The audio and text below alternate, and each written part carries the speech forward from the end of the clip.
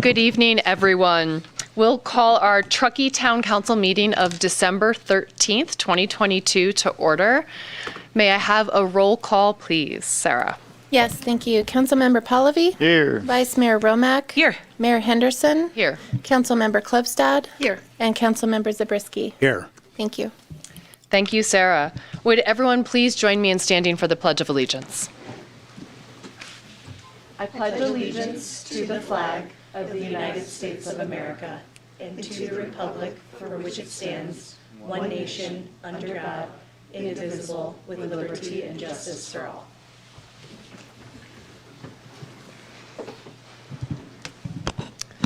Thank you. Now we'll open item 4.0. This is general public comment. It's an opportunity for any member of the public to make a comment on any item that is not on the agenda this evening. If anyone would like to make a public comment, you can step up to the podium over here right now. And as a reminder, you have 3 minutes. Please state your name for the record, and there's a timer right on this end of the dais. Thank you very much. Colin Robinson. I'm representing Rocker Memorial Skate Park, and I wanted to provide a quick update on our status as well as make an ask. So quickly, we were approved by the Town of Truckee Planning Commission on June 21st. Since July of this year, we've actually raised $150,000. So we've seen some very positive forward progress there. The Park District gave us $50,000. We also received $30,000 from the Martis Camp Foundation. The rest was raised through our events and private donations. We've made some very positive progress there. In the meantime, we've also been working on the conditions of approval. Now, of course, those things cost quite a bit of money. So we've spent $30,000 in consultant fees. We've also paid roughly $20,000 to the town of Truckee for some of those plan check, engineering, grading, etc. Now that is due to the civil improvements that are actually going on. So not actually the skate park proper itself. So it's all of the other parts of that, and that's where those fees come from. And we were kind of surprised when we finally got our estimates back that it was over $500,000 just for the civil improvements. We've been focusing very heavily on simply building the park, so our costs continue to scale. Now, as part of that, we had included in the conditions of approval, of course, we have to sign over to the town the easement and the right-of-way dedications. As we were going through the civil improvement cost structure, I noticed that the off-site improvements, so that would be the sidewalks, the curbs, gutters, ADA ramps, all that type of stuff, was roughly $100,000. And that actually brings me to my ask. Looking at some of the other items that the town is paying for, including sidewalk projects around here, it seems like the cost that we'd have there is very low. So my ask specifically is to set this item aside for future discussion to determine whether or not the town could potentially cover the cost for the off-site improvements that specifically includes the sidewalk, curbs, gutters, and ADA improvements that would be made outside of the actual physical area. Questions? None right now, but thank you very much for your public comment. Appreciate it. Thank you. Thank you. Does anyone else have a general public comment they'd like to make this evening? Again, any item that's not on the agenda. Okay. Seeing none, we will close public comment, and we're going to move into our presentations this evening, of which we have many.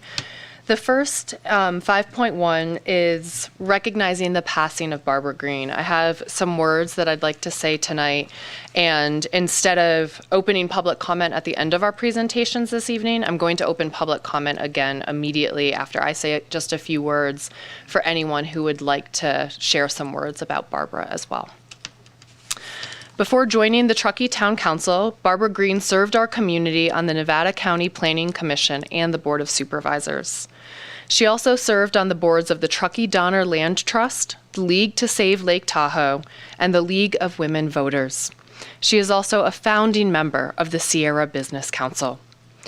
Once elected locally in 2004, Barbara served 2 terms and was a strong advocate for a variety of social and environmental causes. She was active in advocating for our library, our Truckee Chamber of Commerce, the Truckee River Basin Water Group, the Affordable Housing Implementation Working Group, the Truckee Donner Park and Recreation District Community Center, and the Public Business Improvement District Development Committee, just to name a few. In 2004, Ms. Green was interviewed by the Sierra Sun and highlighted the importance of being a team player, not only in the community, but when working in government. She went on to note that women in government approach issues and listen to concerns as they would as mothers. She remained active in community decisions and was part of the Truckee Green Team, a civic discussion and advocacy group. We are so grateful for Barbara's service to this community, which went on for many, many years.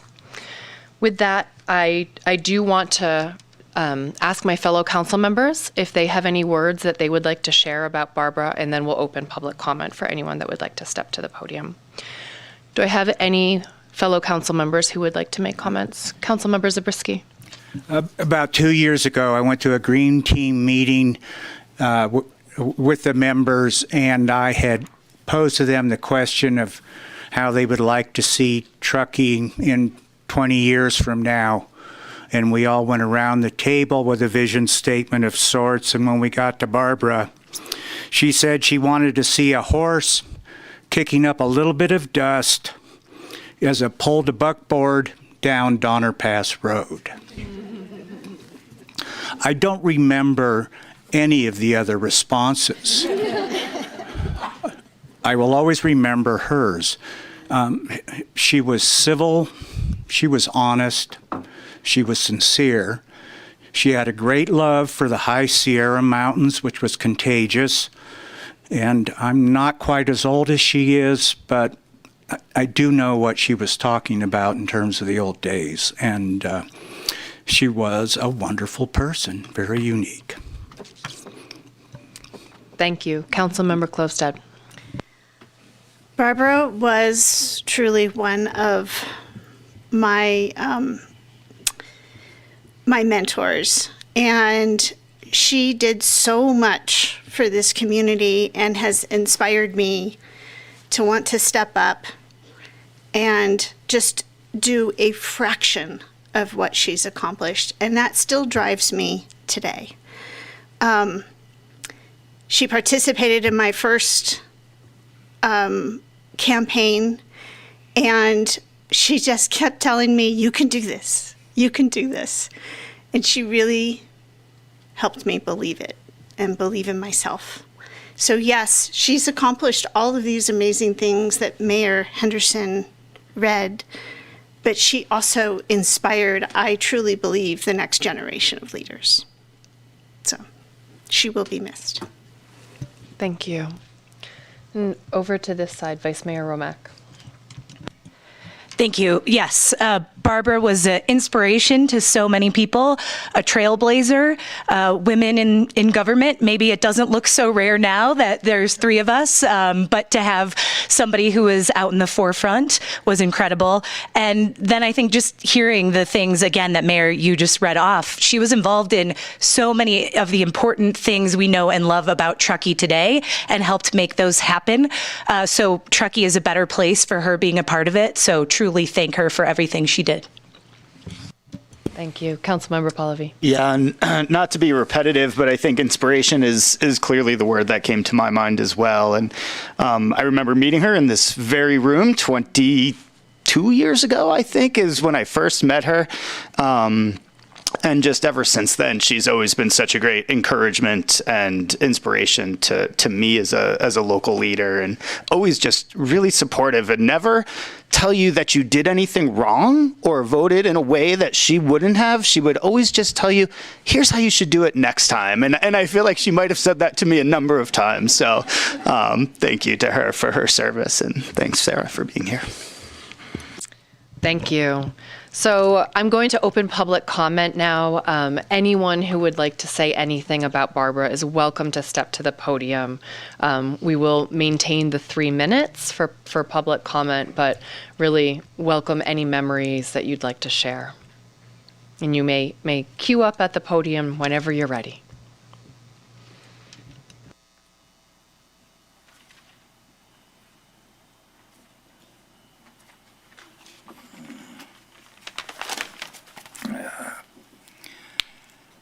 Rolf Godin here.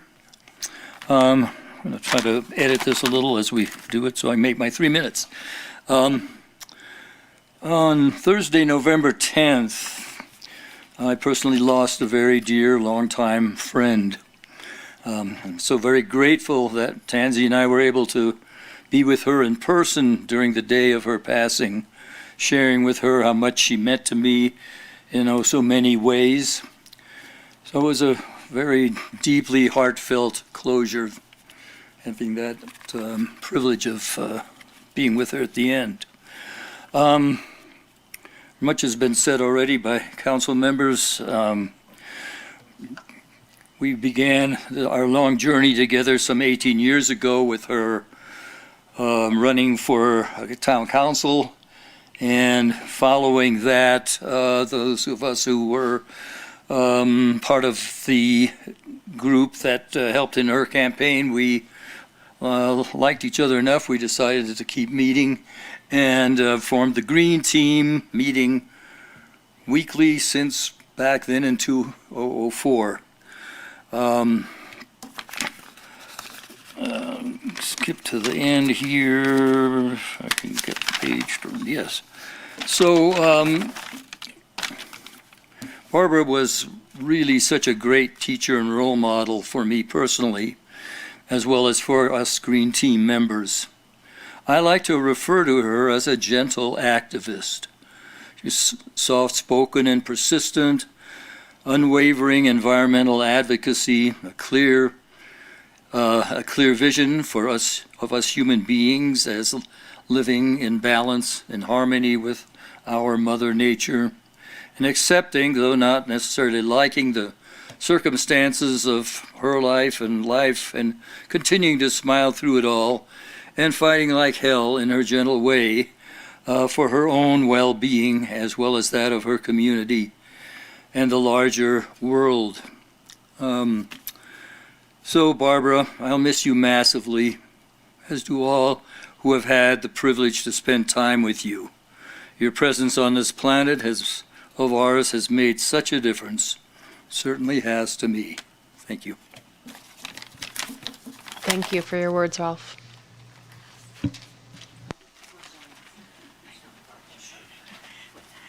Just as someone who is also inspired by Barbara, I just want to acknowledge all the dedication, the time, the effort, and the hard work she put in for our town, our county, our state, our environment. And besides that, she was just a fun, spunky, delightful woman.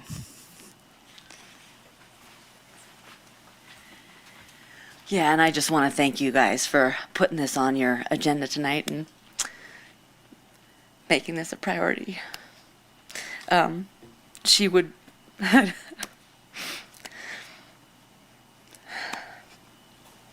she would be thrilled to know that she had a lasting impact, and she truly loved Truckee, like moving here in '91 and then feeling like she could make a difference for the county as well as sort of for the town as well as the county, working with Nevada County. But to hear your stories of how she has influenced the community and individuals is truly wonderful. So thank you for this recognition of her.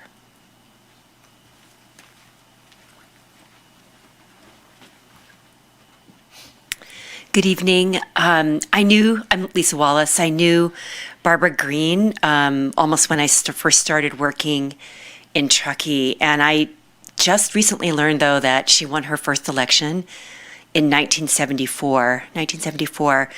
The way women's capabilities and skills and abilities were spoken of publicly in 1974 was very harsh, very harsh. And she ran in a local election in the Bay Area, and she won.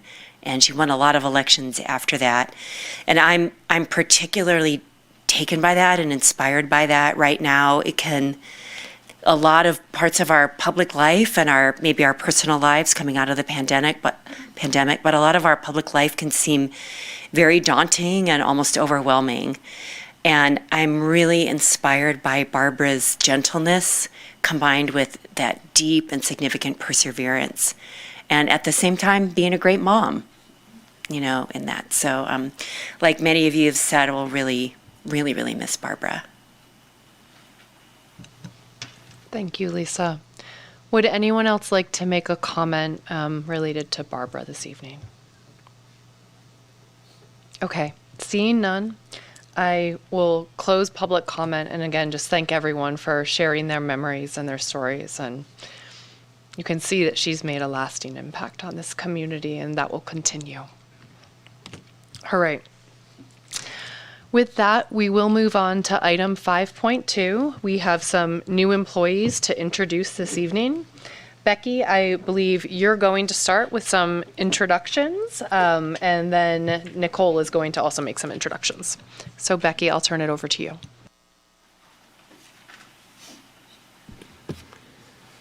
Thank you.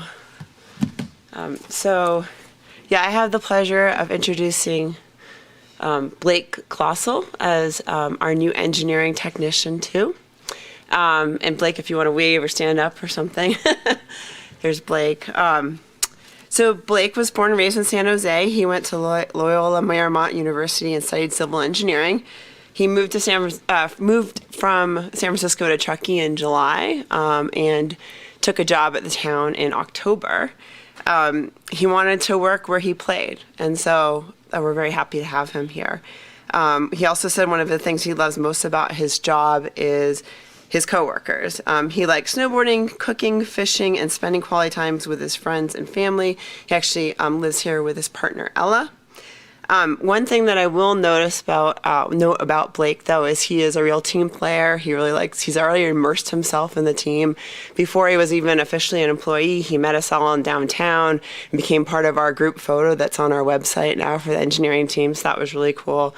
And then his second week of work was actually Halloween. And I don't know if you all know this, but we take Halloween really seriously. Engineering in particular, I mean, there's a lot of town hall that takes it seriously, but we do take it very seriously. And so we said, just so you know, we dress up. And so I wasn't actually here for it, but sure enough, not only did he participate, but I'll just do a quick little, I'm just going to embarrass him a little bit. Sure enough, not only did Blake show up that day, but we also had Stone Cold Steve Austin as part of our engineering wrestling team. So with that, I just want to welcome Blake, and I just want to say how much we appreciate his technical abilities, his positive attitude, and him being such a great team player. So welcome, Blake.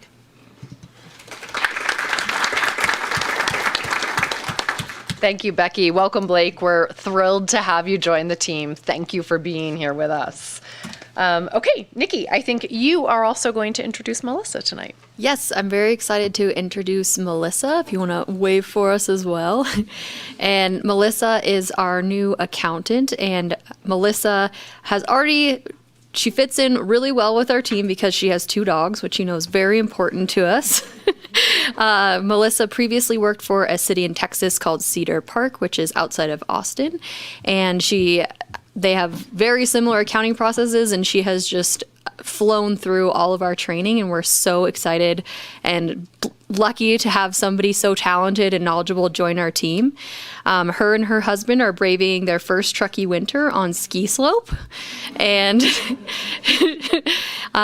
she also has 3 degrees, 1 in law enforcement administration, 1 in accounting, and 1 in business administration. So she's extremely intelligent as well as talented. And one thing that really struck me is she was excited about our fiscal year end, which is in June, which is different than the fiscal year end she had in December. Very accountant thing to be excited about. But it meant that because it's not in December, now she has more ability to celebrate with her family, which she's really excited, and one of the reasons why they came back to California. So we're super excited to have her join our team.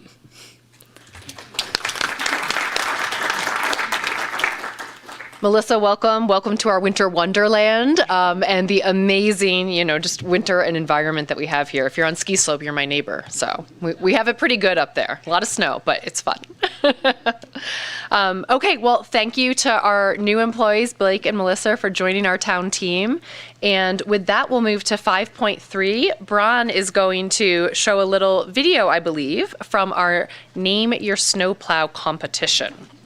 And before we start, I just want to say a few words.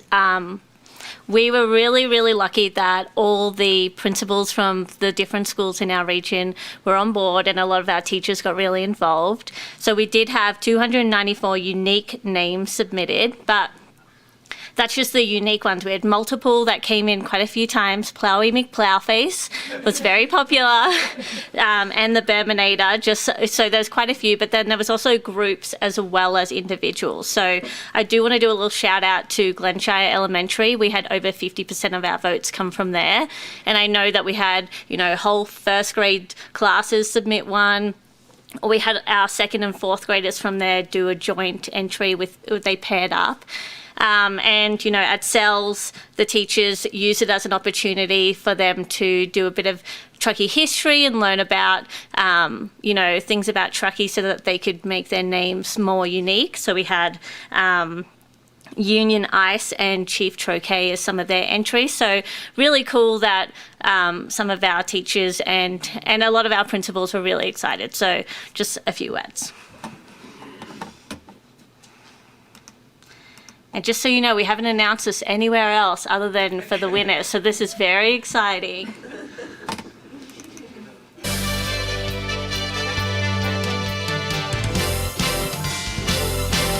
Okay, well, good morning, everyone. My name is Courtney Henderson, and I am your mayor. And today I have our town manager, Jen Calloway, with us, and our street maintenance manager, Riley Morrison, for a very exciting presentation. This year, we held our first ever Name Our Snowplows competition. We were delighted to receive 294 unique name submissions from Truckee students, all the way from kindergarten through grade 12 and from every school in our area.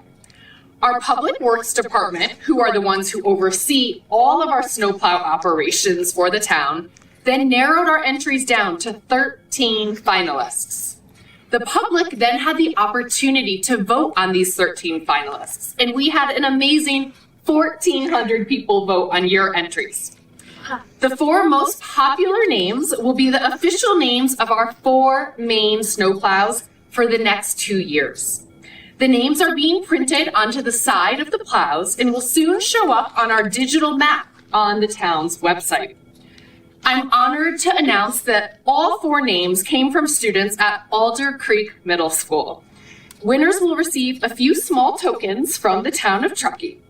Today, we're here to present you with a certificate signed by both me and our town manager, a sustainable Truckee gift certificate, and a personalized ornament with your snowplow names on them. Our winners are Blizzard of Oz, Chili Chili Bang Bang, Scoop Dog, and Austin Flowers. I would first like to recognize Isla Porter and McKenny Davies. You had a joint entry of Blizzard of Oz. And at the time, we didn't actually know it was joint, so we're waiting on the delivery of an extra ornament for you. Zoe Carlson entered Chili Chili Bang Bang, which was another winner. And lastly, Maylee Lynch entered a number of names. 2 of her entries were selected and chosen by the public as winners for Scoop Dog and Austin Flowers. Scoop Dog came in with a whopping 728 votes. So congratulations to all of our winners who I think are starting to shiver a little bit, so we will wrap this up. Thank you to all of the students who participated in this competition in our first inaugural Name Our Snowplows. We loved seeing all of the entries. We're so excited to hold this again in a couple of years. Let's give a huge round of applause to our winners.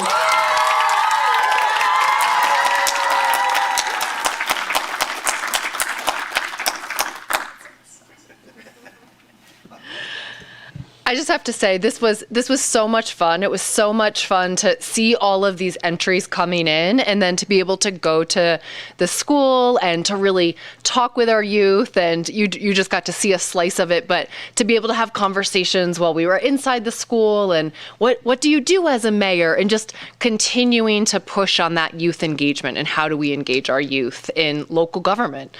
So this was really fun, and I think also really meaningful as well. So with that, we will move to 5.4, and we have a presentation from the Contractors Association of Truckee Tahoe, and I believe Kelly is going to come up to the podium. How are you, Kelly? It's so nice to see you. I'm great. Thank you for having me this evening. And I'm hoping, oh, excellent. Okay, let's just put a pause on that picture. I wanted to talk a little bit about the completion of the park, and then we'll get this great drone footage and aerials of the opening ceremony, which I hope that some of you were able to make it to. It was October 26th, and outside of the final custom donor signage, the outdoor furniture, let's just put a pause on that. Great. And I want to start with that one, so perfect. I'm glad we have sound. Okay, so I mentioned the project's complete. There are a few finishing touches. We still have to do the custom donor signage, which is being done by Tony Stontiner, Mountain Forge. And I have some fundraising totals for you, but those numbers change on a weekly basis. We're still reconciling, and donations are still coming through. We also still have to purchase outdoor furniture and the shade sales for that family picnic area. CAT Community Project was incorporated in 1999 as the charitable 501c3 arm of CAT with the following mission statement: to be a conduit for funds, materials, volunteerism, and project coordination towards the restoration or construction of selected structures that are deemed beneficial to the community. To date, 26 nonprofit and community revitalization projects have been completed. Truckee Downtown Park was absolutely our largest in scope. It is true that in February of 2018, Mark Tanner of Mark Tanner Construction, on behalf of the Truckee Donner Rec and Park District, and I just wanted to acknowledge that Steve Randall, our general manager, is here, presented to the CAT board his vision for a sensory garden and a downtown park at the Community Arts Center building, which included an exterior revitalization. His hook with my board, and I had only been in my position for roughly a month, was that it was a great fit for CAT, which it was. The budget was going to be roughly $250,000, and it could be completed in 3 months by end of summer. 5 years later, it was a great fit for CAT CP, but it took tremendous grit to complete, overcoming pandemic shutdowns and labor and material costs increasing on epic proportions. At the end of the day, we raised $1.6 million to complete this project. That number actually went up by $400,000 in donated materials really in the last couple of weeks as the project manager, Jen Weissenberg, was reconciling.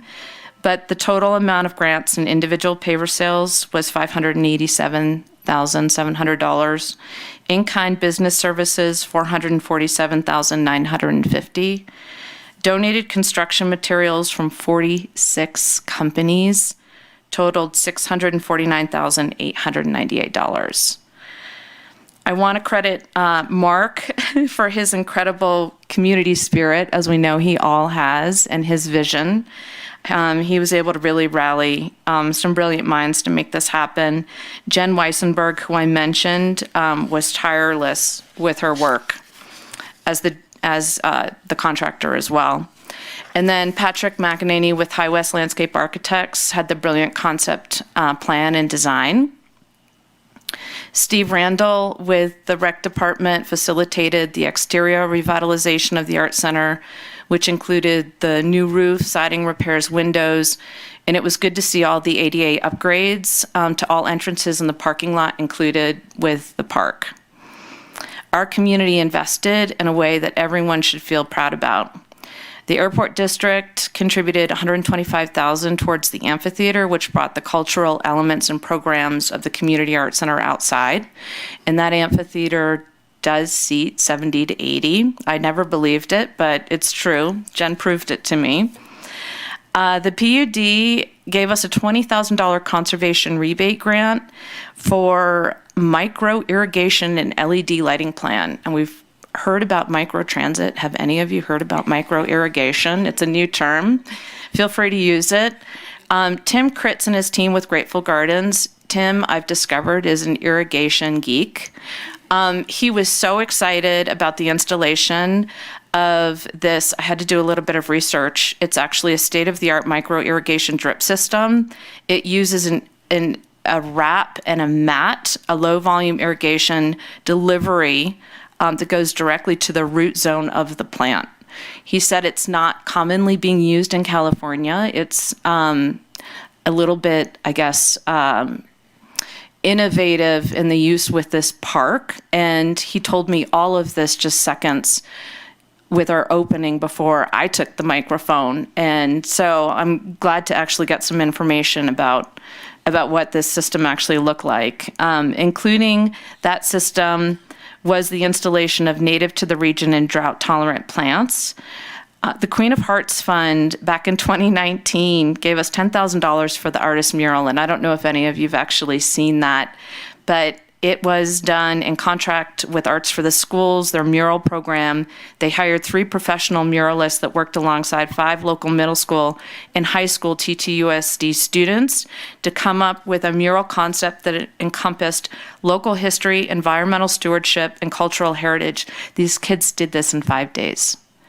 It's really an incredible transformation of that wall. In summary, I hope that all of you get to enjoy the new space in the coming year. Pavers are still for sale. If you want a naming opportunity, you need to talk to Steve. I've got 2 videos. I think we're ready for those. And I just want to mention that the documentation was done by our local videographer, Chris Bartowski with Generical Designs.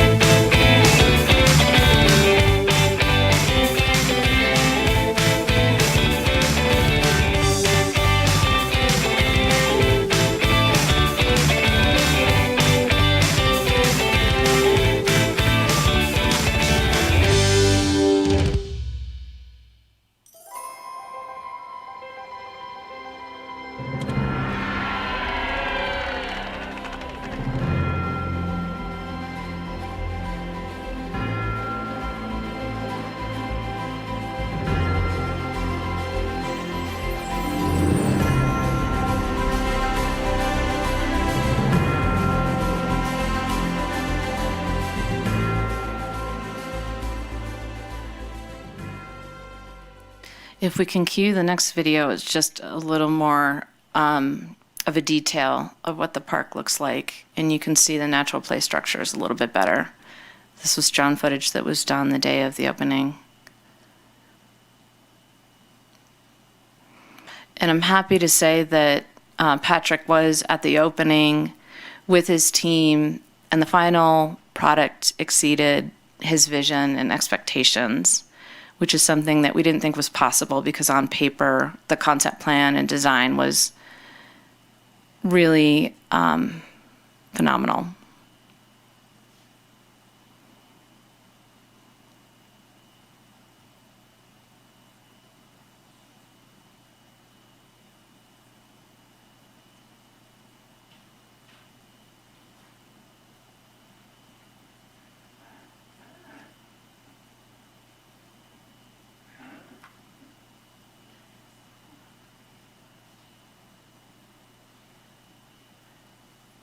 You can see the paver pathway.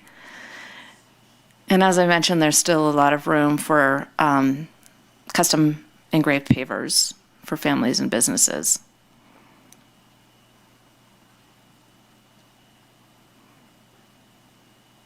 And that's it.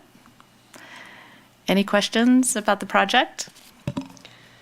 Kelly, I'd just say that I've been there, but seeing the aerial footage of it and having that like holistic view of it, I mean, it's incredible. It's beautiful. I think I can speak for all of us when I say we're so grateful for the work of Kat in pushing this forward and being, that grit that you spoke of and being really resilient in moving it forward. I also understand that you may be moving on from Kat at the end of this month. Yeah.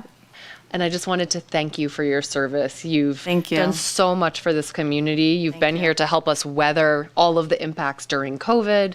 Thank you so much for your leadership. We're really, really grateful. No, I appreciate that. I've lived in this community for 18 years. It was really an honor to be a part of the Downtown Park project. It felt like a legacy project for me. I added to my resume community development, and I'm not going far. My kids are in high school. I'm considering a few things right now that will keep me closely engaged and in this community, so stay tuned. We definitely will. Thank you.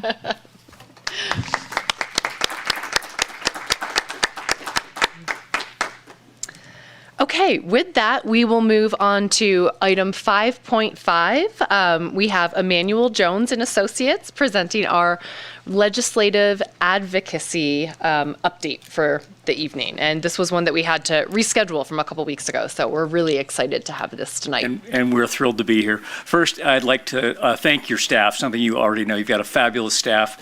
The day we were supposed to be here, we instead did Zoom meetings and had meetings with your department heads and gathered a lot of great information from them. So I'd have to say that to begin with. We're going to do a brief recap. I know you've got a busy agenda tonight, so we're going to go through some quick slides and kind of look back at what happened this last year, and then give you a little look at what we think is going to be transpiring in the new year. To start with, the state budget this year was amazingly robust. The state had a $97 billion surplus above what they thought they were going to get. So just putting that into context, the state's budget, what they thought it was about $200 billion, it was now $300 billion. So they ended up with a tremendous surplus. COVID-19, we have supplemental COVID time off till the end of this year. So employees that get COVID get some time off. They did put a lot of money, as I know this community is very interested in affordable housing and housing issues. So they did put $2.5 billion towards housing and infill construction. Homelessness continues to be a ginormous problem. Thankfully, not as much here, but in other parts of the state, it's a crisis. You probably saw that the mayor of Los Angeles declared that a crisis on our first day. So we continue to have a significant amount of resources going towards the homeless problem. In order to get around the $97 billion over in taxes they collected, we have something called the GAN limit.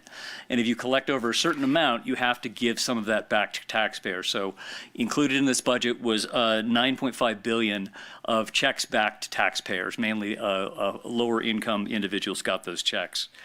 Something I know that the town is interested in, there was also $180 million to help implement the organic waste recycling program.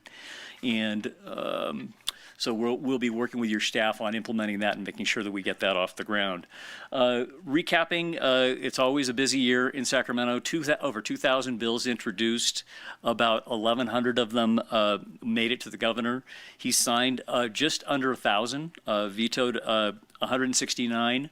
About 14.5%. So that is about average, a little over average than Jerry Brown did. So with that, I think I'm going to turn it over to Karen. She's going to talk to you about signed legislation. Good evening. Just wanted to spend a few minutes to talk about some of the big pieces of legislation that were signed this year. The headline probably was SB 6 and AB 2011. And these were two bills dealing with housing, putting new housing in commercially zoned areas. They're really pretty complicated bills, and we've sent detailed information to your staff, but I wanted to give you a very high-level overview just to give you a sense of sort of what happened on these. Generally, AB 2011 provides a by-right approval for 100% affordable and mixed-income housing that is exempt from CEQA and must be approved within 90 or 180 days, dependent on the size of the project. Projects under this bill, or now this law, are required to have a 55-year deed restriction for rental units and required skilled and trained labor. For projects over 50 units, the requirement also includes paid health care coverage for employees. SB 6 is slightly different. Doesn't provide the by right approval, but also doesn't require 100% affordable housing. It authorizes a project that is at least 50% residential to be an allowable use in an existing commercially zoned area. It also requires skilled and trained labor, but not the enhanced health care benefits. And then of note, one of the sort of pieces of this law is that under SB 6, developers can combine the benefits of a law from a couple of years ago known as SB 35 that gets them around a lot of the environmental regulations as long as it's a very green project and they can meet sort of standards that are already in place. But they can sort of stack SB 35 and SB 6 to get into a project into a commercially zoned area. These are really big, really new, a lot of potentially really interesting projects that can happen. A lot of questions remain, especially on SB 6 when you're talking about by right and some of the very heavy labor standards that are included. And so we're very interested to see how these are used and if they're used going forward. But certainly opening up commercially zoned areas and putting affordable housing is an interesting or new piece. So let me step back real fast. A couple of other bills that were signed that were really of interest. AB 2097, which prohibits cities and towns from imposing or enforcing parking minimums within a half mile of a major transit stop. This is one that had exempted small communities, including Truckee, until the very end, and then they opened the bill back up to everyone. It's one that we're taking a closer look at and talking to folks about because we want to make sure that it doesn't have too much of an impact on snow removal, which is very relevant right now. SB 897 was another bill dealing with ADUs, and I think you're going to be addressing that later this evening.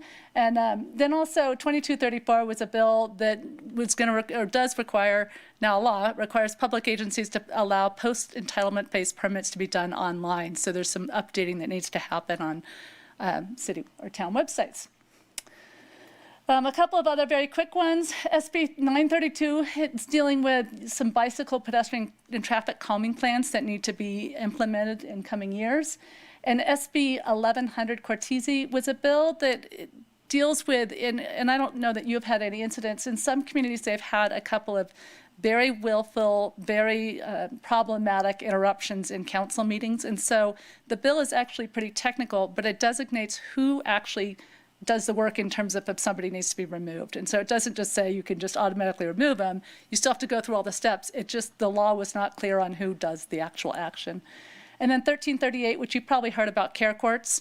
Your county is actually in the second group does not have to implement until 2024. The first group is in process right now, the first 6 pilots. This is the care courts, which are connect individuals experience very, very severe mental illness to the court system and try to address that. There's going to be follow-up implementation legislation this year. We've already begun to see some of the discussions, so we'll see where that goes. And then 2 bills, just to let you know, 2 major bills that were vetoed this year. 1685 would have required for giving at least $1,500 annually in parking ticket and fee relief for homeless. And then AB 1951 Grayson, which would have expanded the existing manufacturing and sales and use tax for 5 years. That would have come at a cost of about $250 million to local governments statewide. The governor in that one very specifically talked about the cost to local government and not wanting to add additional burden. Just so that you know, that bill is already back. AB 52 has been introduced by the same author. It is in the new session. It is still a spot version, but it will contain the discussion on that bill. A couple of takeaways we heard or we saw coming out of the legislative session this year. The first one was in the veto messages. It was again and again, the governor would veto things based on pending, coming economic downturn, things especially dealing with money and costs that were not included in the budget process. And we saw that in a couple of very specific areas. Obviously, that economic downturn is here. We have a LAO forecast of $24 billion. Budget problem that David will talk about a little more in just a few minutes. That's coupled with cash receipts being down about 11% in the first 3 months of the year. So we are entering the new year with a bit of a fiscal problem. The good news is that the state has about $37 billion in their rainy day fund. or 37 million. So they are in a good position to weather the economic downturn, and there's been no talk of we're going to cut programs. It really is we just need to hold steady going forward on that. Obviously, the better indicator is January cash receipts and really the April tax returns, and May is when we really get a really healthy sense of what we have in terms of cash flow. And then just very briefly, referendums. We saw one of them on the ballot this year, as you probably remember, Prop 31, which dealt with vaping and flavored tobacco. There are two additional ones, one that has just been turned in on fast food councils that would allow fast food minimum wage to go up to $20 per hour. So that one is, signatures had to be turned in last Monday. They needed 623,000. They turned in 100,000. Turned in a million, excuse me. Turned in a million signatures. We think they're probably going to be valid and have enough valid signatures, and that will go on the 2024 general election ballot. So that would be in November of 2024. So that existing law, AB 257, is on hold. There's a second one coming. They have to turn in signatures, same number, 623,000 by the 15th, so this next Thursday. And that one is on the oil and gas bill dealing with keeping oil and gas facilities operating that are within 2,000 or 3,000 feet from schools and hospitals and other places.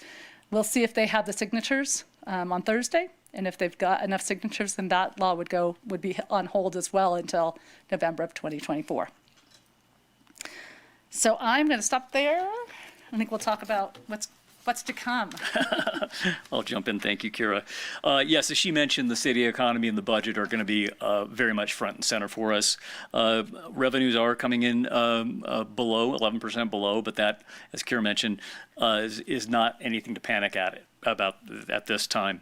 The governor did announce a special session on excessive profits by the oil and gas industry, and so we have a special session that started on December 5th.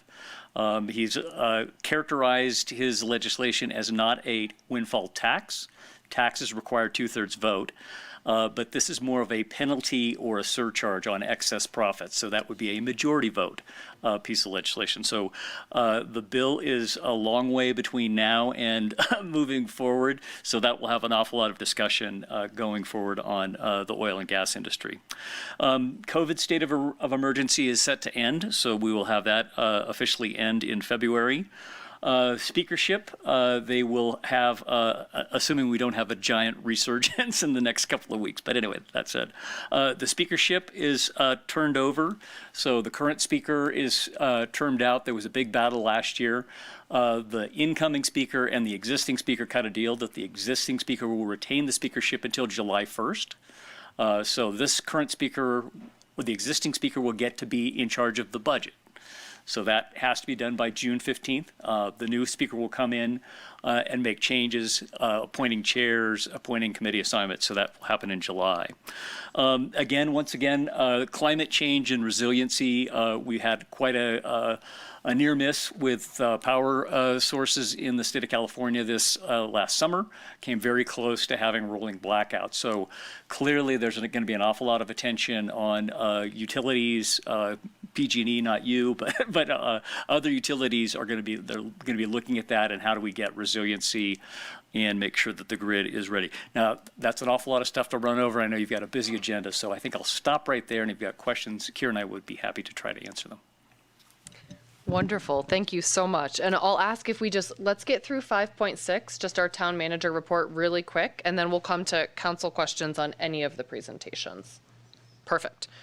Okay, so Jen, I think I'm going to turn it right over to you for our town manager report this evening. Perfect. Thank you and good evening, everybody. Just want to start by saying how much we appreciate the relationship with Emmanuel Jones. We meet with them monthly, and they've been incredibly helpful, and that's a very long relationship the town has had with Emmanuel Jones. So thanks for being here tonight and making the drive up.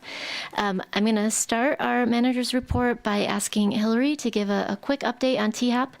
We've had a lot of success in the last month or so with that program in terms of participation in workshops. We've actually added a couple more, so we thought it was a good opportunity to give an update to the council and the community and let the community know about new workshop opportunities. Thanks, Jen. So the town launched our newest housing program, the Truckee Home Access Program, in November. That's a deed restriction purchase program that's available to home buyers, sellers, as well as developers and businesses that are interested in contributing to provide workforce housing. In order to apply for the THAP program, potential buyers and sellers are required to attend a buyer and seller workshop to learn about the details of the program. Over the past month, we've held 4 such workshops, which have been attended by 90 community members. We also held one workshop specifically for realtors and lenders, which was attended by 28 realtors and lenders. So a lot of interest in the program. We've received 7 applications from buyers. 4 of those have been fully approved for the program. We have a couple more still in the approval process. And I'm excited to announce that we have our first home under contract as of today. So that's very exciting. We have 2 more virtual workshops coming up, one scheduled next Tuesday, December 20th at 10 a.m. The next one is Thursday, January 5th at 1 p.m. We're trying to do them different days and different times just so it can be more accessible to everyone in the community. And we also are working on a pre-recorded workshop that will be up on our website by the end of the week. So anybody who's not able to make a live workshop has that option, but we encourage those who are able to attend a live one so they can ask questions. And information on how to register for any of these workshops, as well as an overview of the program, is available on our website at townoftruckee.com/THAP, which is all caps. That's it.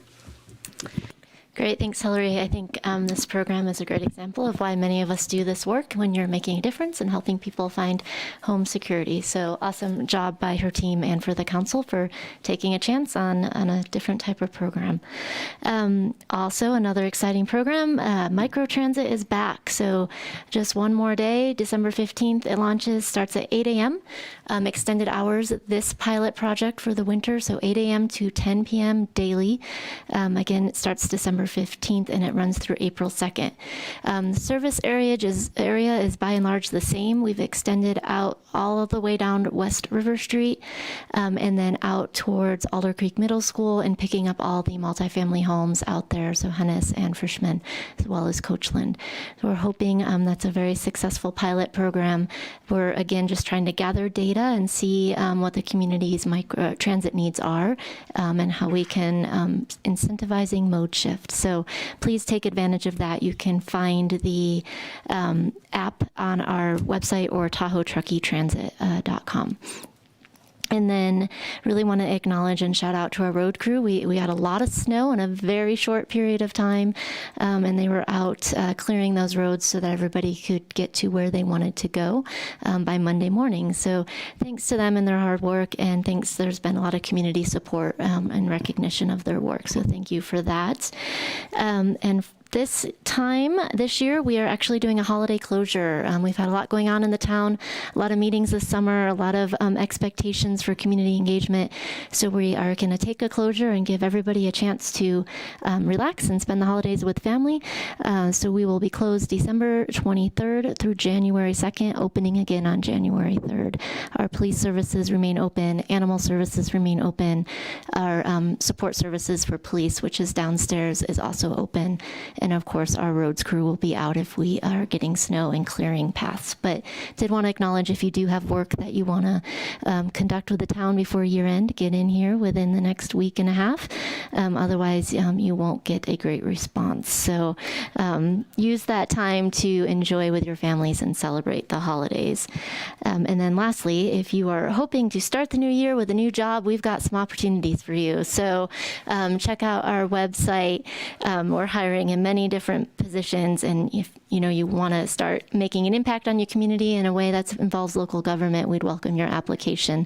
As you can see, we like to have fun. You could dress up for Halloween, bring your dogs to work, and all kinds of fun, interesting things that we do here. So please check out our website. And that's all I have tonight. Wonderful. Jen, thank you so much for all of those updates. And I don't often get to do this, but I want to take a minute to recognize some of Jen's recent accomplishments. Jen recently received the Credentialed Manager designation from ICMA, the International City County Management Association. She's one of over 1,300 local government managed professionals currently credentialed through the ICMA credentialing program. ICMA's mission is to advance professional local government through leadership, management, innovation, and ethics, and by increasing the proficiency of appointed chief administrative officers, assistant administrators, and other employees who serve local governments and regional entities around the world. To receive the prestigious ICMA credential, a member must have significant experience as a senior management executive in local government, have earned a degree, preferably in public administration or a related field, and demonstrated a commitment to high standards of integrity and to lifelong learning and professional development. Jen has been serving as our town manager since October 2020. She has a bachelor's degree in accounting from the State University of New York at Geneseo, a master's of public administration from Syracuse University, and a law degree from Syracuse University College of Law. She has over 20 years of experience in local government and success with several different agencies, including executive positions with the City of Sonora, Town of Los Gatos, and most recently for the City of Morro Bay as the Finance Director, Acting Public Works Director, and Public Information Officer. Jen, I know we say this, but we don't say it enough. We are so grateful for you, and we are so impressed by all of the work that you do, and this is just yet another accomplishment to add to your quiver. So congratulations. Thank you. So with that, I'm going to turn to my fellow council members. Any comments or questions on any of the items 5.2 through 5.6? I'll start on this side of the dais. Councilmember Pallavi. I have a lot for you guys, but I'm going to spare you and the rest of this audience and ask just one quick one. What is the status? I know we've been pegging you on sort of the more localized AMI data and stuff like that, and our staff has been keeping us up to speed, but what are you kind of hearing? Is there an opportunity to make a change there that might benefit us, or where's that at? And I'll peg staff with all my other questions that came up during your good presentation, so thanks for being here. Yeah, it's great to be here. We are working with HCD to see if we can get some relief.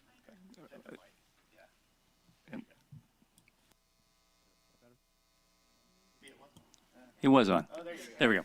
Okay, so we're working with HCD staff. We've had a couple of inquiries working with senior HCD staff to see if we can get some relief. But we know that there have been other communities that have gotten similar relief, and so we're trying to map that out to see if we can follow that path. But clearly, still a big issue, and it's on our to-do list. Mm-hmm. No questions. On this side? I do have one. We had a lot of surprises this year.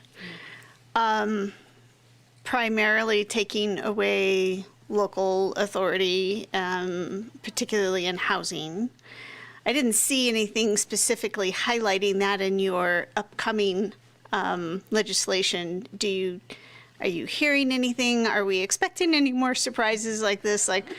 We just really struggled because especially all of that coming during our final general plan process was particularly challenging. Do you have any insights there? Well, certainly the discussion on housing and affordable housing and progress towards goals is going to be a big topic this year. Certainly the discussion around RHNA and attainability of meeting the RHNA goals is also going to be a very big issue. I think probably the biggest indicator we've seen even in the last week has been when the Assembly Democrat leadership announced their priorities for 2023. And in that list, they're specifically talking about accountability of local government. So I think we are going to continue to see that pressure and continue to see that discussion about making sure that housing happens, even in situations where it's very, very difficult to get to the very low, extraordinarily low numbers, if they're even attainable at all. So I don't know that we're going to, we're making progress, but the conversation's going to continue. That's helpful. Thank you. I'll just add that the good news is we had the legislature come in December 5th and they introduced 150 bills. There were no shockers as far as ripping away local control so far. So far we can sleep at night. I have one question over here and then one back over for Hillary. Are you seeing any rent stabilization proposals either for rentals generally or for mobile homes? Yeah, there's a couple bills introduced, and I'll caveat this with we're extraordinarily early in the year, kind of at the start of a marathon.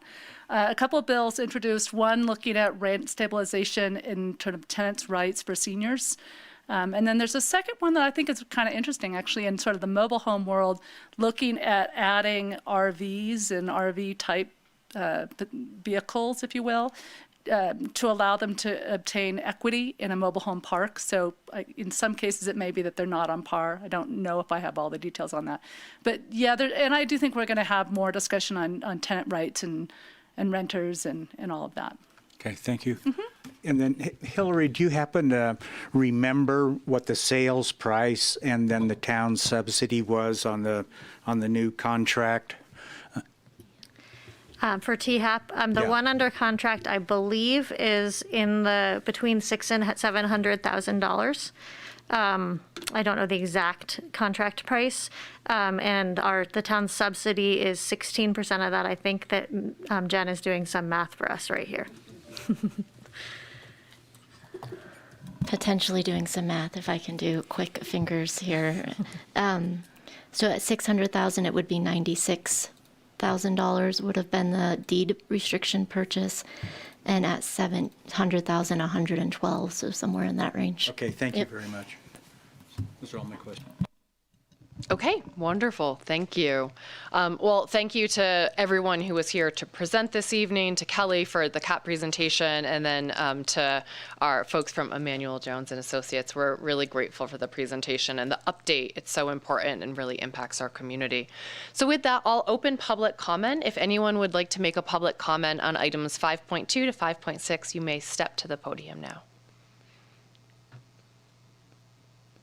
Okay, seeing none, I will close public comment and we'll move on to our consent calendar. We have several items tonight, so bear with me as I read through these really quickly.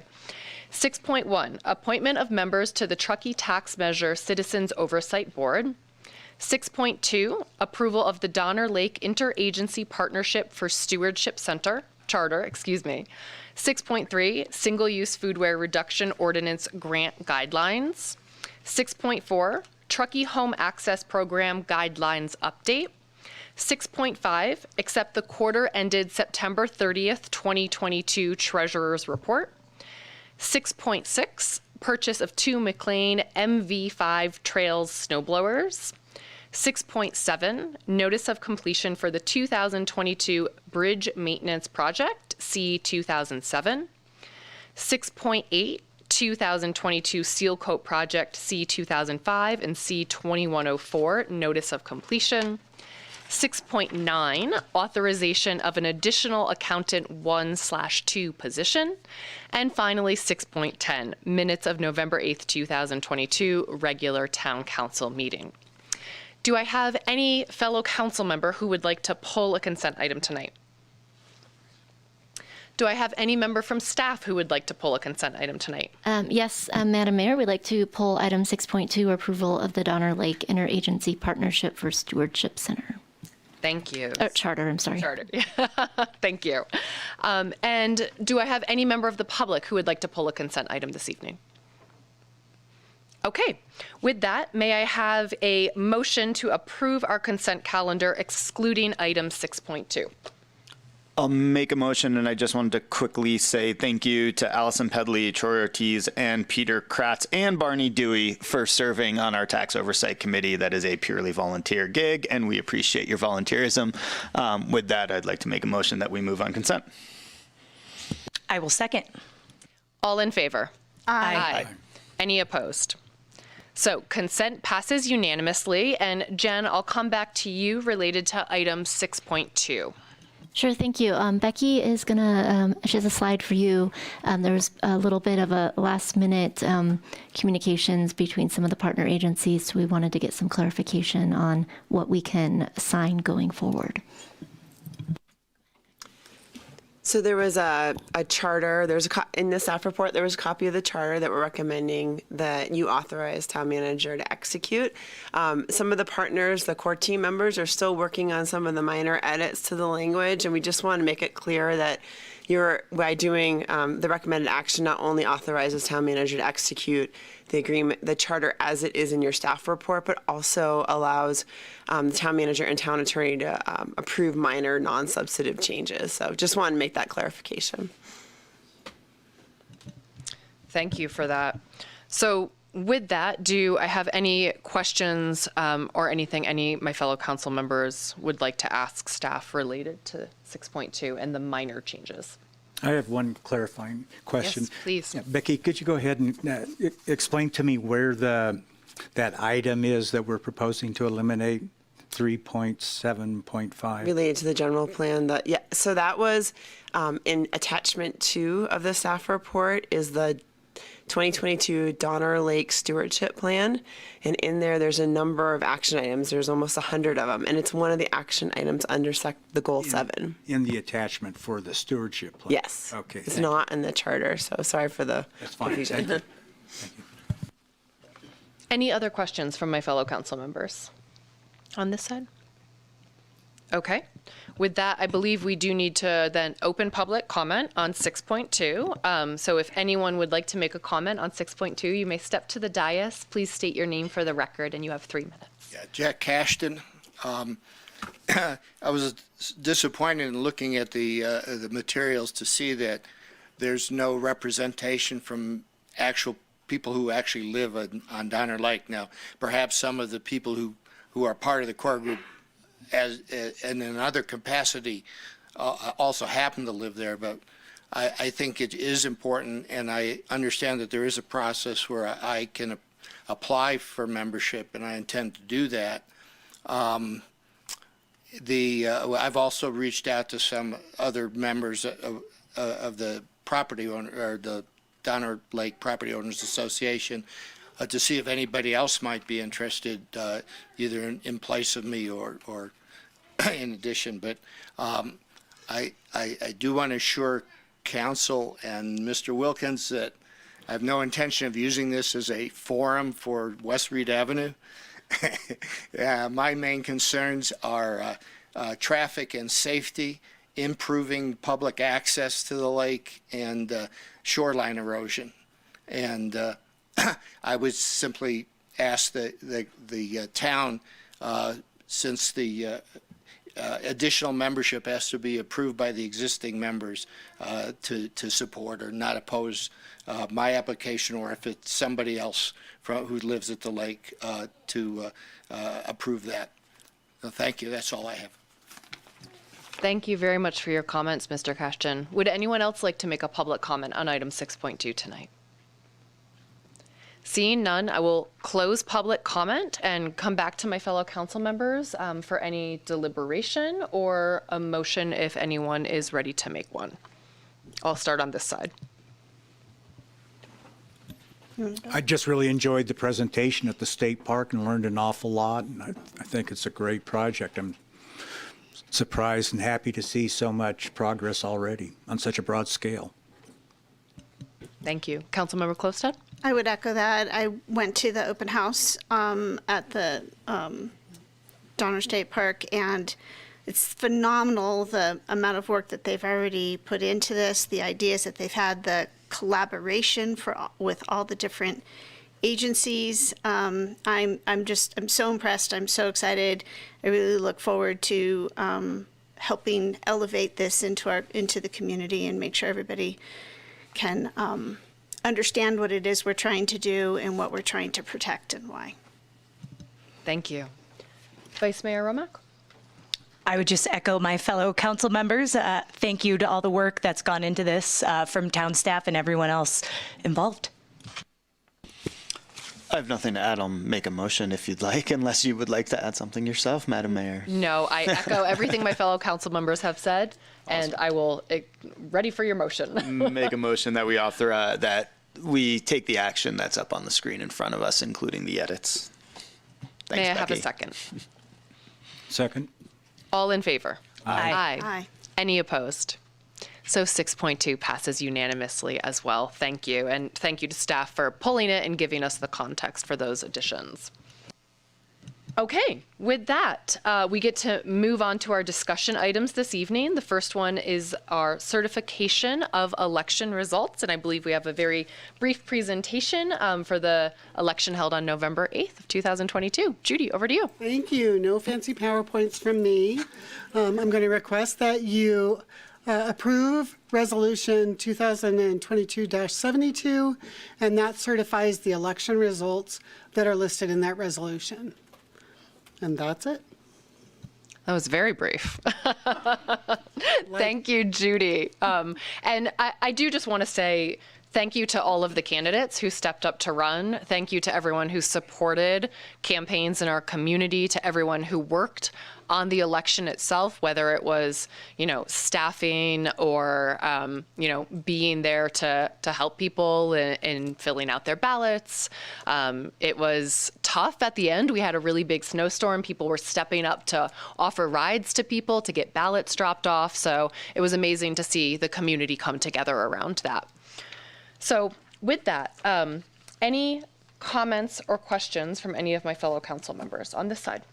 Yeah, I was just going to add that it was a pleasure to campaign with all of our fellow both incumbents and challenger, and it was an incredibly respectful campaign, and that was really refreshing. It was a very dynamic and interesting time period, and I think at the end of the day, in addition to both everything that was going on and then the snowstorm, everybody also banded together to pick up signs many days ahead of election, and there was a lot of emails flying around, and people were worried that they weren't going to get the visibility. And at the end of the day, I think our community's desires trumped anything else that was going on, and an effort to really pick up all of the signs from all of the campaigns, thanks to some of the volunteers in the room who helped with that. I know we all worked really hard to do that too.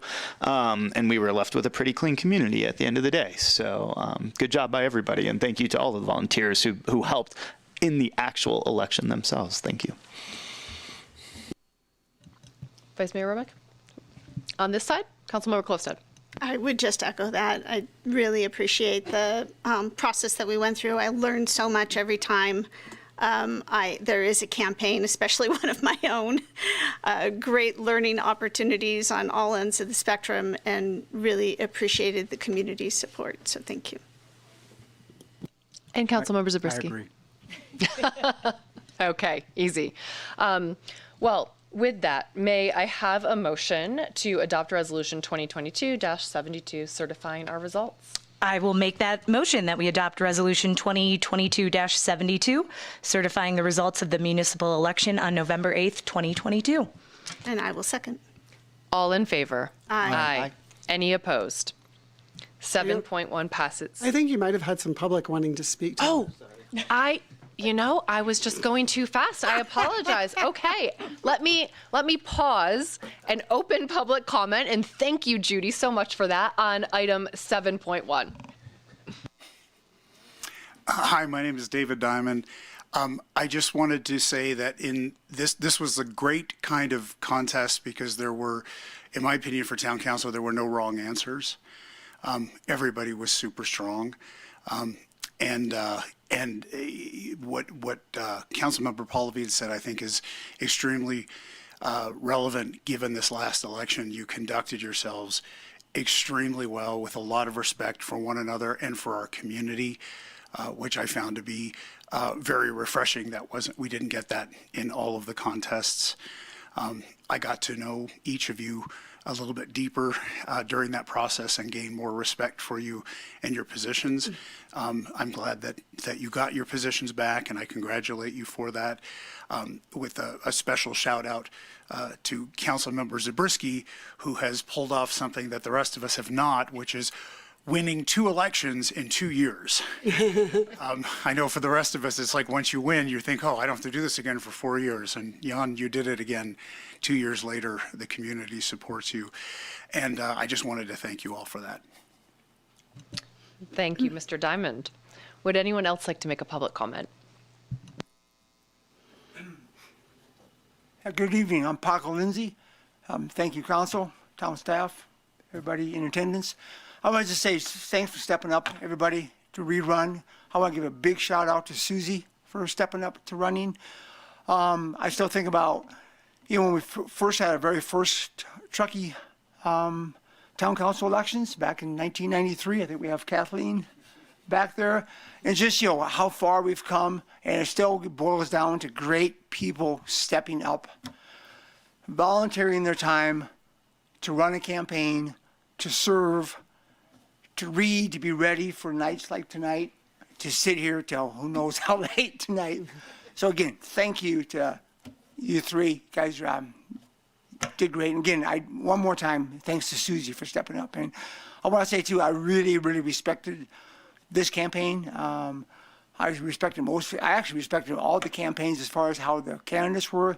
I will say there's one campaign in town that I think that some of the supporters, I won't call out the candidates, but some of the supporters, I do think we have some town discussions to do. I don't mean town as in town council, as in town staff, but I think as a community we do need to take a long, hard look before 2024 and to make sure that, we follow the Truckee way, we follow speak your piece, that, we engage each other as friends, as neighbors, we respect each other, we listen to each other, we talk about the issues. We can all disagree, heavens forbid. Yes, we can all disagree, but this town is not a place for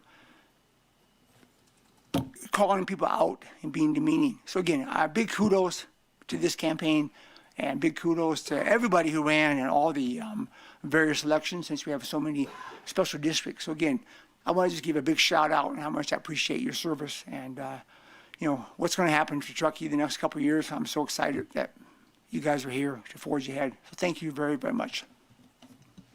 Thank you, Mr. Lindsay. Would anyone else like to make a public comment on this item tonight?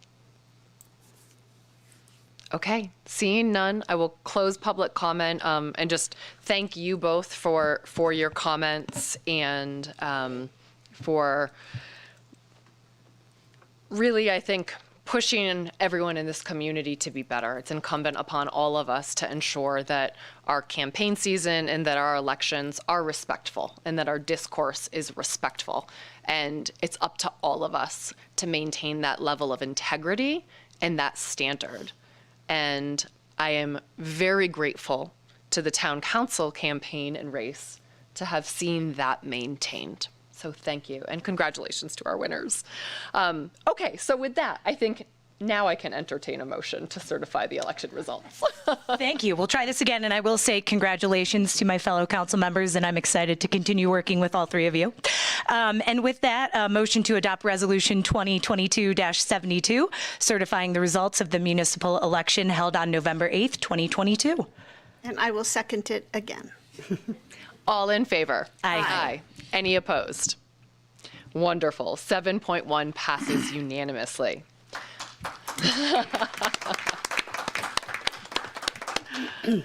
Okay, so with that, we are on to 7.2, our council reorganization. And I have the pleasure of calling for a nomination for the next mayor to serve Truckee over the next year.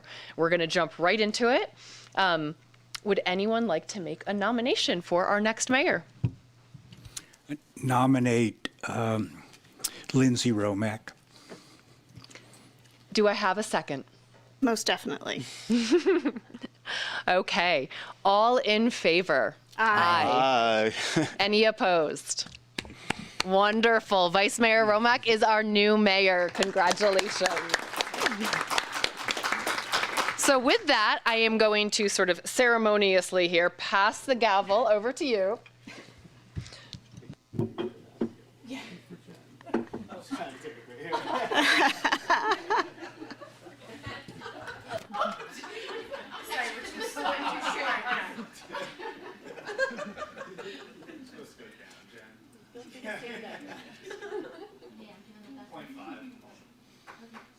Where's our photographer?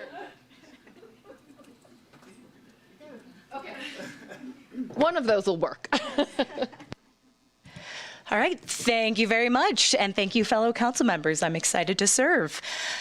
So with that, we will move on now to our selection for vice mayor. So I would entertain a motion for vice mayor, a nomination for vice mayor. I would like to nominate Dave Pallavi. I hear a motion. Is there a second? I will second. And with that, I will. Any other nominations? If there's anybody else, right? Do we vote on it? I think we have to vote once we have a second. So we will take a vote for Councilmember Pallavi to serve as vice mayor. All in favor? Aye. Opposed? Opposed. All right, that passes 4-1. Thank you very much. All right, with that, we do have a opportunity for Mayor Henderson, since you are our outgoing mayor, if you'd like to provide any words of wisdom or a recap of this year, anything you're especially proud of.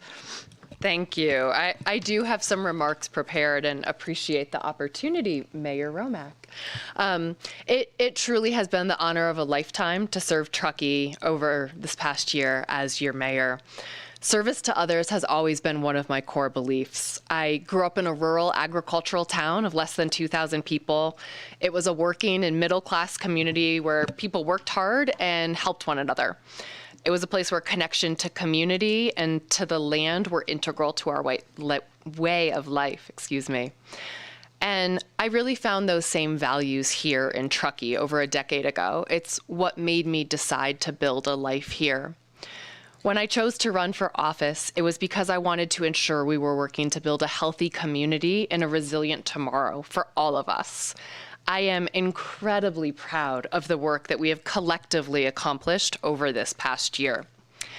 We shepherded in new policies regarding short-term rentals and their operation within town boundaries, an ordinance to ban styrofoam and reduce single-use foodware, which was the result of a 6-month working group engagement. We launched new and innovative housing programs, including our THAP program, which we heard about this evening. We have advanced new town programs to reduce our greenhouse gas emissions, a biomass scoping study, incentives for residents and businesses to decarbonize their buildings, microtransit, and more. We prioritized a new town focus on diversity, equity, and inclusion to engage historically underrepresented community members. We funded multiple new staff positions, forged partnerships with our special districts, the county, and elected leaders from neighboring counties. We have supported numerous local organizations and projects, a new Truckee library, the Truckee Trails Foundation, just to name a few.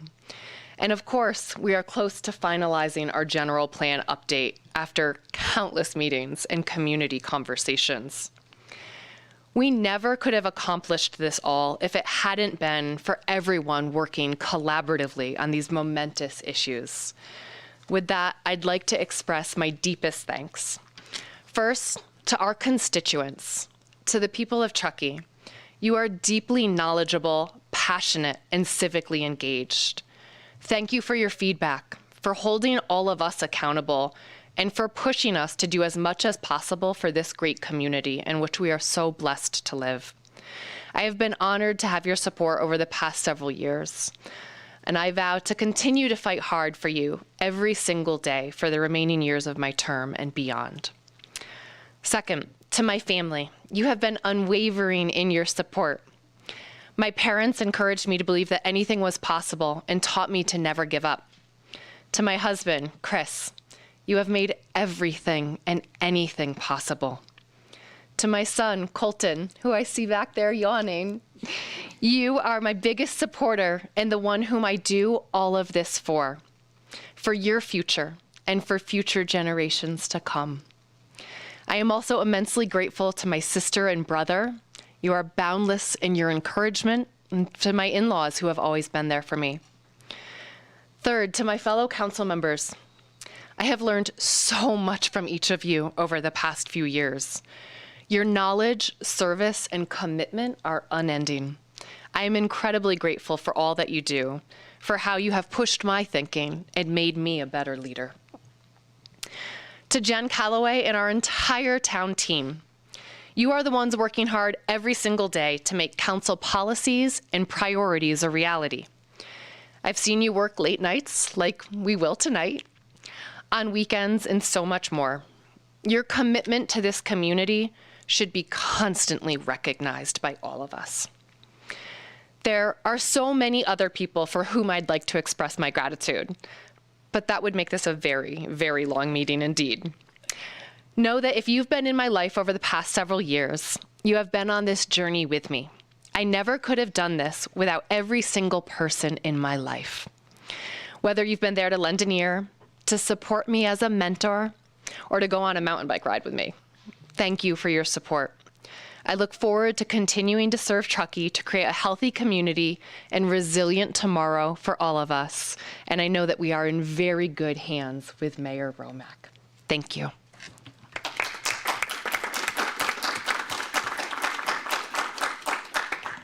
Thank you very much, former Mayor Henderson. If you will join me at the podium, we have a little recognition for you.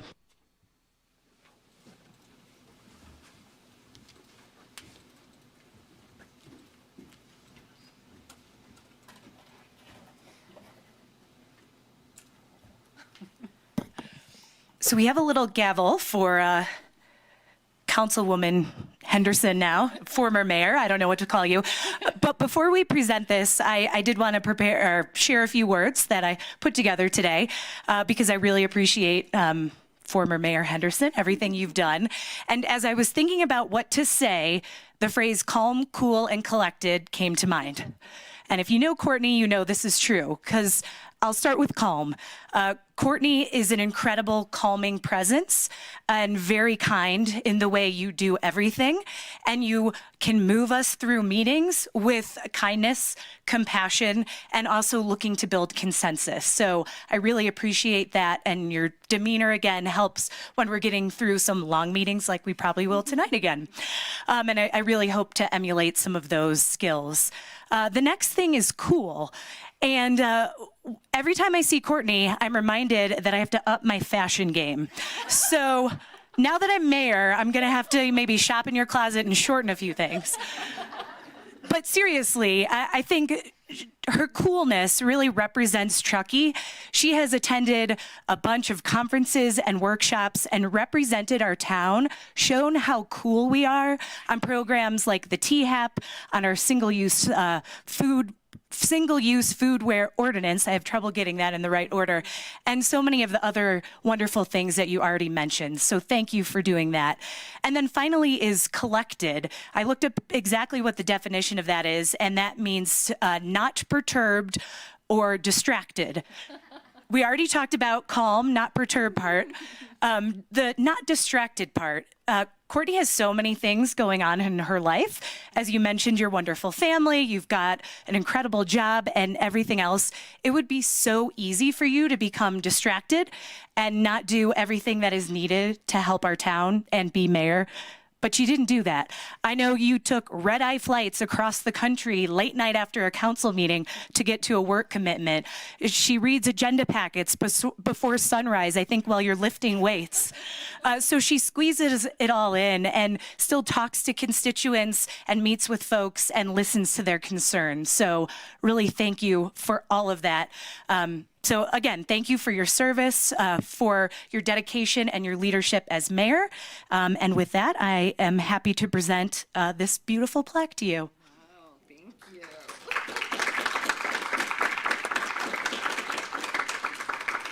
And with that, Courtney and I will head back up, or former Mayor Henderson and I should say, and I would invite, if any council members would like to say a few words. Councilmember Pallavi, we'll start with you. Sure. Thanks, ladies. I think you're both an incredible testament to the women leaders that we have in our community, all three of you, of course, and just witnessing your growth, Courtney, over the last year has been truly remarkable. You really filled the position incredibly. You're so articulate. I think we all strive to be as articulate as you sometimes. And I think current Mayor Romack summed it up really nice with those three words. But yeah, your calmness, your demeanor, your professionalism have just been over the top. And it's been a pleasure. So thank you for serving. And I look forward to 2 more years serving with you. Councilmember Klövstad. Former Mayor Henderson. Get used to that title because it's yours forever now. Yeah. You really had a challenging year, navigating us through those, particularly those Joint Planning Commission meetings. Having had to do that only once and you had to do it multiple times, I am in deep awe and respect for the way that you managed those very challenging meetings and topics at the same time. So I just want to highlight that as something that I don't know how many people realize how difficult that task was, but it really is a testament to your ability to navigate the challenging politics of that. I also, another highlight that continues to inspire me is the way that you engage with our youth and the prioritization of that. They truly are our future, and you don't just see that, you act on it all the time. And I really appreciate that because there's so much opportunity there and so much potential, and you are ready to jump in and engage them and bring them along with us. And I hope we can all embody that as well. And then lastly, I am absolutely amazed, like Mayor Romack said, at all you can fit into a day. Having traveled with you, I know this personally. And you are one hard act to keep up with. I just hope that that you continue on in your trajectory with public service, because I know you have so much to offer, and I look forward to continuing to be inspired by you. I feel the same way as my colleagues, and really appreciate the service you've provided as mayor. And I'm looking forward to our new mayor, Lindsay Romack. She has a hard act to follow. So thank you. Thank you, fellow council members. And with that, we will open it up to public comment if anyone wanted to say anything. We have a podium, and of course, 3 minutes is your time limit. All right, we will close public comment then. And with that, we are going to take a brief, we'll do a 10-minute recess. We've got some celebratory treats back there. So anyone who's here, you are welcome to join us, and we will get back to business in 10 minutes at 5:42. Thank you very much.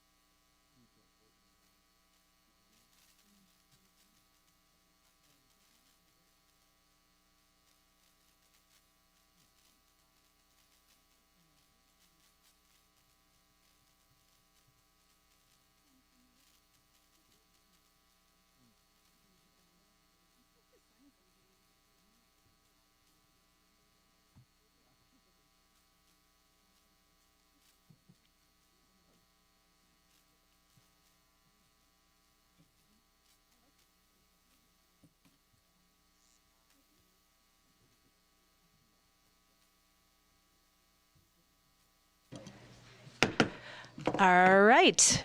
We will get back to business now. I will call the meeting back to order. Thank you, everyone, for that break that lasted longer than briefly. We apologize. So with that, we will move on to item 8.1. This is a discussion item, an application number 2022-00000118-APLF Feruda SB9 Urban Lot Split Appeal. And with that, I believe we have Lucas Cannell to present. Good evening, council members. My name is Lucas Cannell. I'm an assistant planner with the town of Truckee. The appellant of this project has asked for a continuance if you choose to grant it. And I can also still do my presentation if you would still like to hear it if you do grant the continuance. And I would point out the council is under no obligation to grant a continuance. It is, however, not uncommon to let an appellant have one continuance just sort of at their request. So to be clear, Do we have a reason for the continuance? Because I believe you're here, right? So we're present? Yeah. we're present. The appellant just asked for the continuance as we went to break, so we could certainly have him provide his reasoning. My understanding is he'd like to work with somebody towards resolution. The challenge is he's identified that not be the community development director or public works director, so we're running out of options for staff people. Can I ask if staff has any recommendation on if we should continue or move forward at this time? It's really at the discretion of council. If you want to spend the time and go through, it looks like Luke has about 15 slides. You could hear his presentation and make your decision at that point. You've read the staff report, so you're aware of what the issues are. So you could direct a continuance, you could listen to the staff report and then decide, or you could decide you'd rather proceed tonight. Vice Mayor Pallavi, I see you'd like to make a comment. Gosh.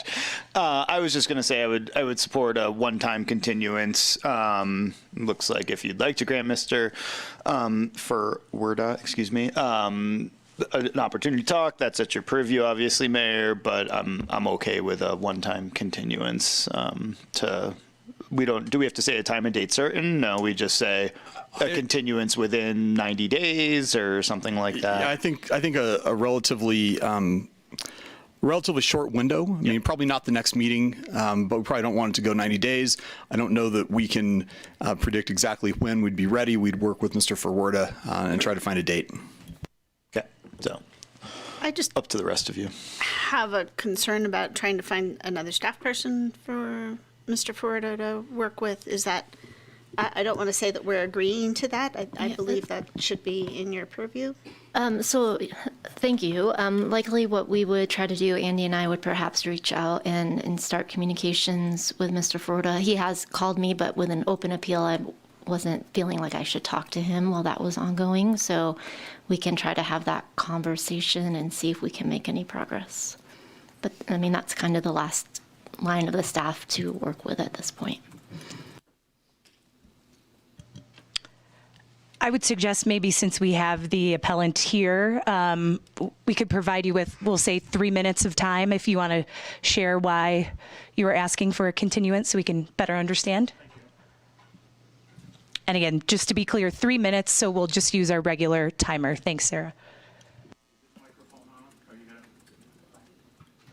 Hi. Okay. Hi, my name is Robert Ferwerda. The reason I want the continuance is I did not receive the staff report until Thursday night. It did not give me a time to talk to my attorney and to provide a response. It's my feeling this is a generic problem that the staff report should be delivered to the applicant 10 or 20 days in advance so that they can respond. I feel like I'm being broadsided by lack of time. So that's really my justification. The other one is I've got a good project, but I can't get it through the bureaucracy, and I think a lot of the reasons are unfounded. The treatment I'm getting by the planning staff and the engineering staff is unwarranted. And that's why I'm looking for a third party to discuss it objectively with. So, I mean, I beg you, I'm not prepared to address all the issues that are misleading in the staff report. That's because there's that much to it.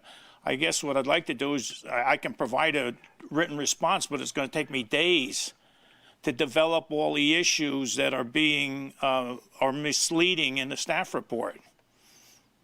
Thank you. Thank you very much.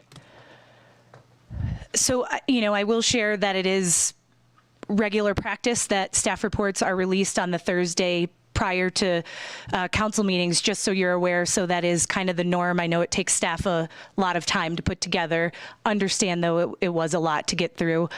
I'll bring it back to council if we have any questions, or Vice Mayor Pallavi. Yeah, I'll just, so unfortunately, your comments, I think, talked me out of my desire to keep this going, because we get staff reports every single Thursday of a council meeting. We have an obligation or a choice to review those to whatever degree we choose.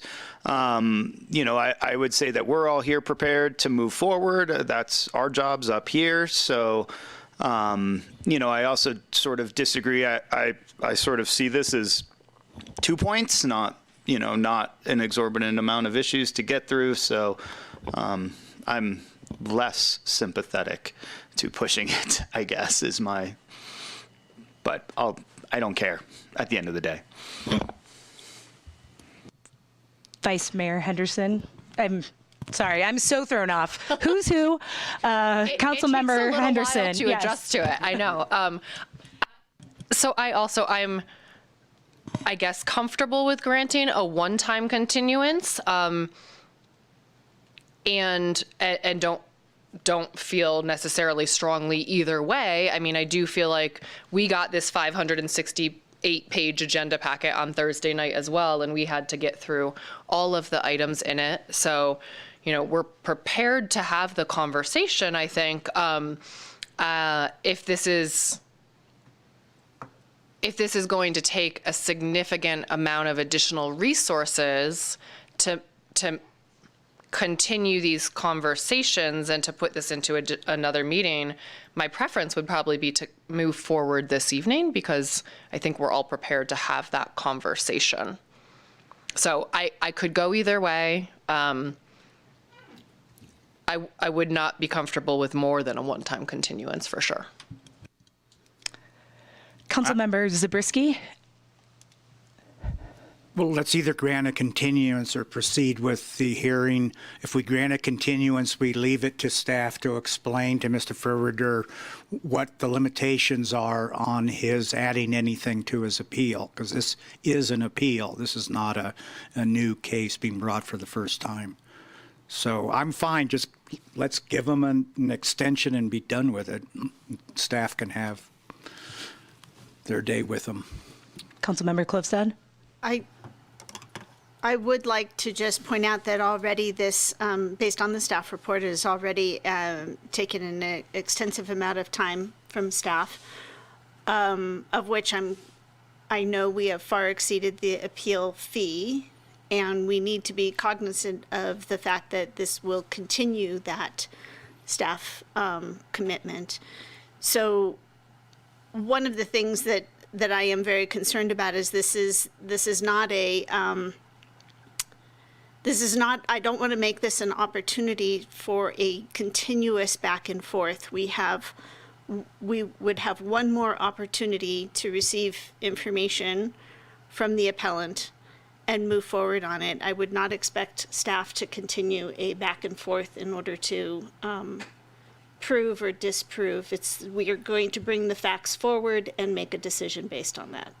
That would be my caveat to a continuance. I'm very concerned about the potential expansion of this staff investment.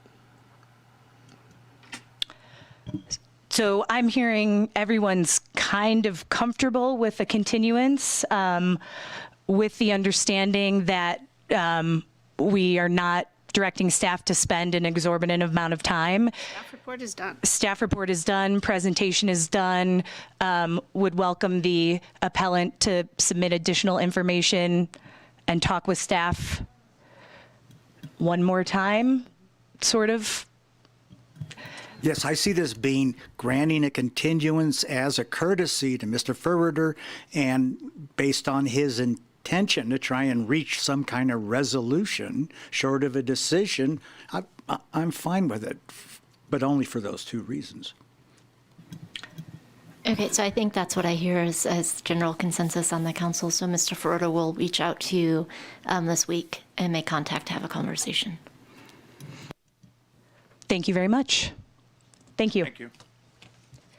All right, we will move on to our next item, and this is the Truckee Tourism Business Improvement District 2022-23 Annual Report. And I believe we have 15 minutes planned for this presentation, just because we have a lot on the agenda, just putting it out there. And we will start off, I believe, with Hillary Hobbs.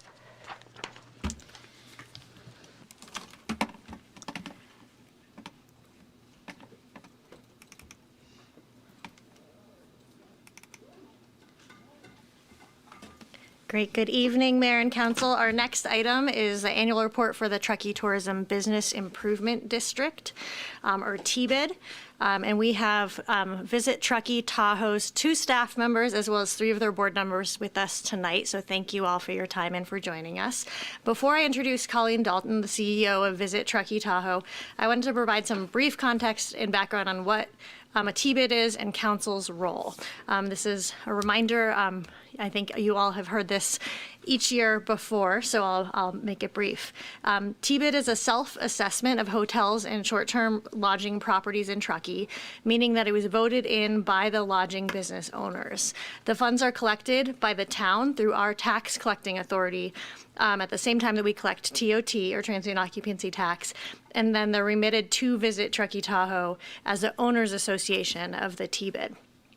Business improvement districts are governed by a specific California Business Improvement District law, which provides limits on how the funds can be used, governs how the district is formed, and provides your council with some specific authority in the formation and management of the district.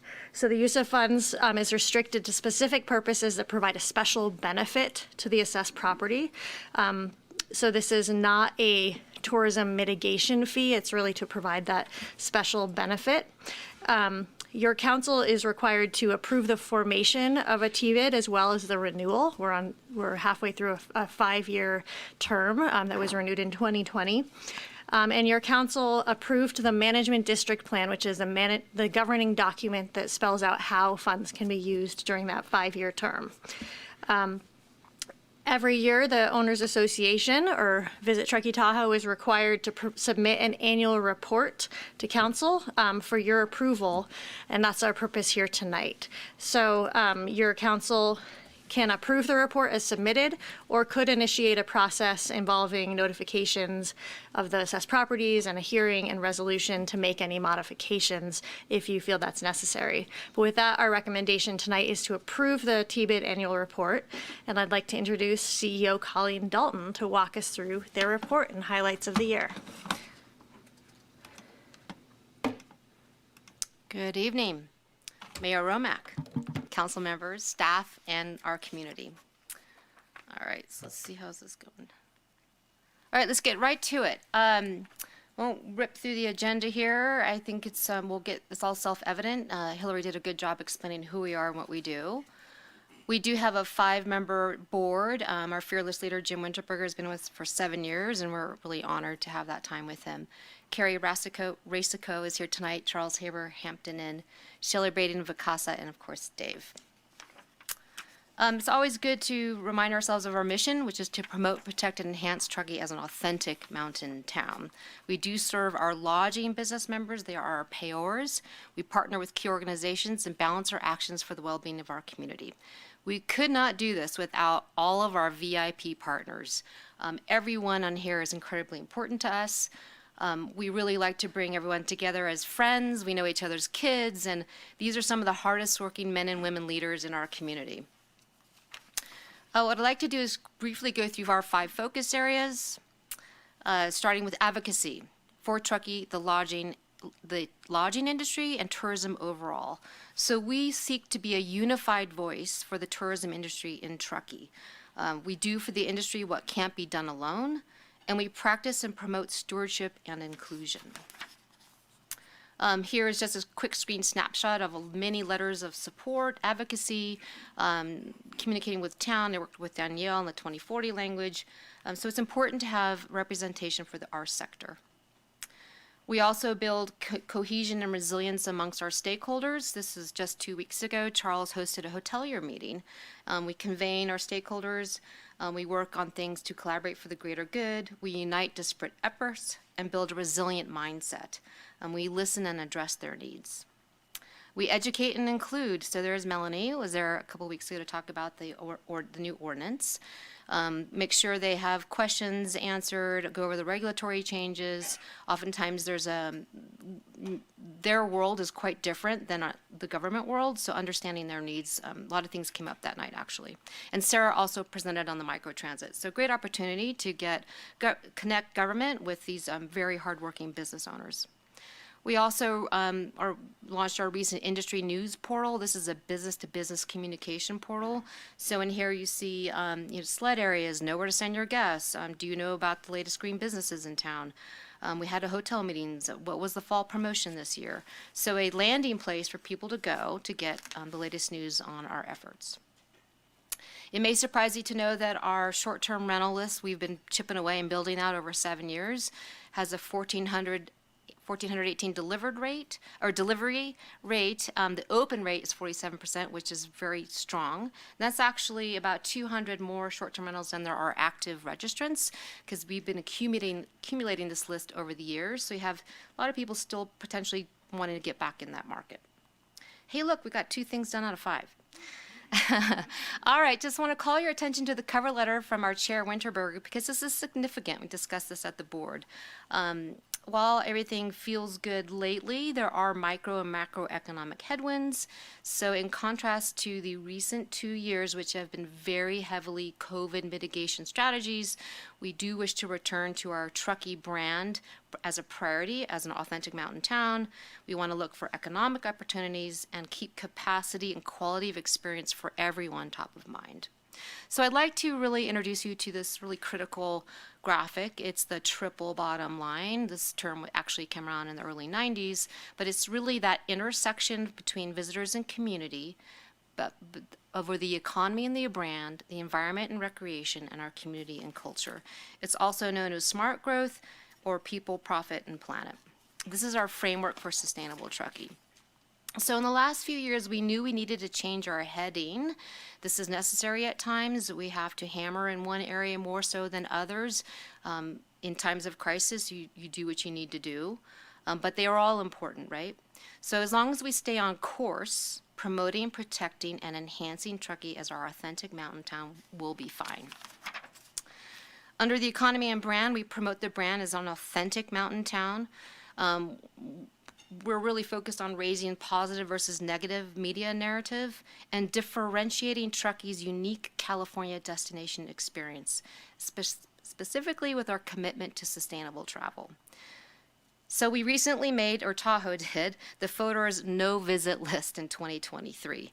That's a pretty big ripple effect nationally, right?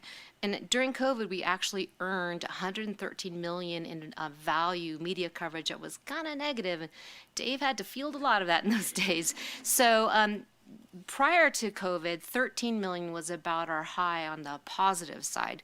So you can imagine that a lot of noise around Tahoe during COVID.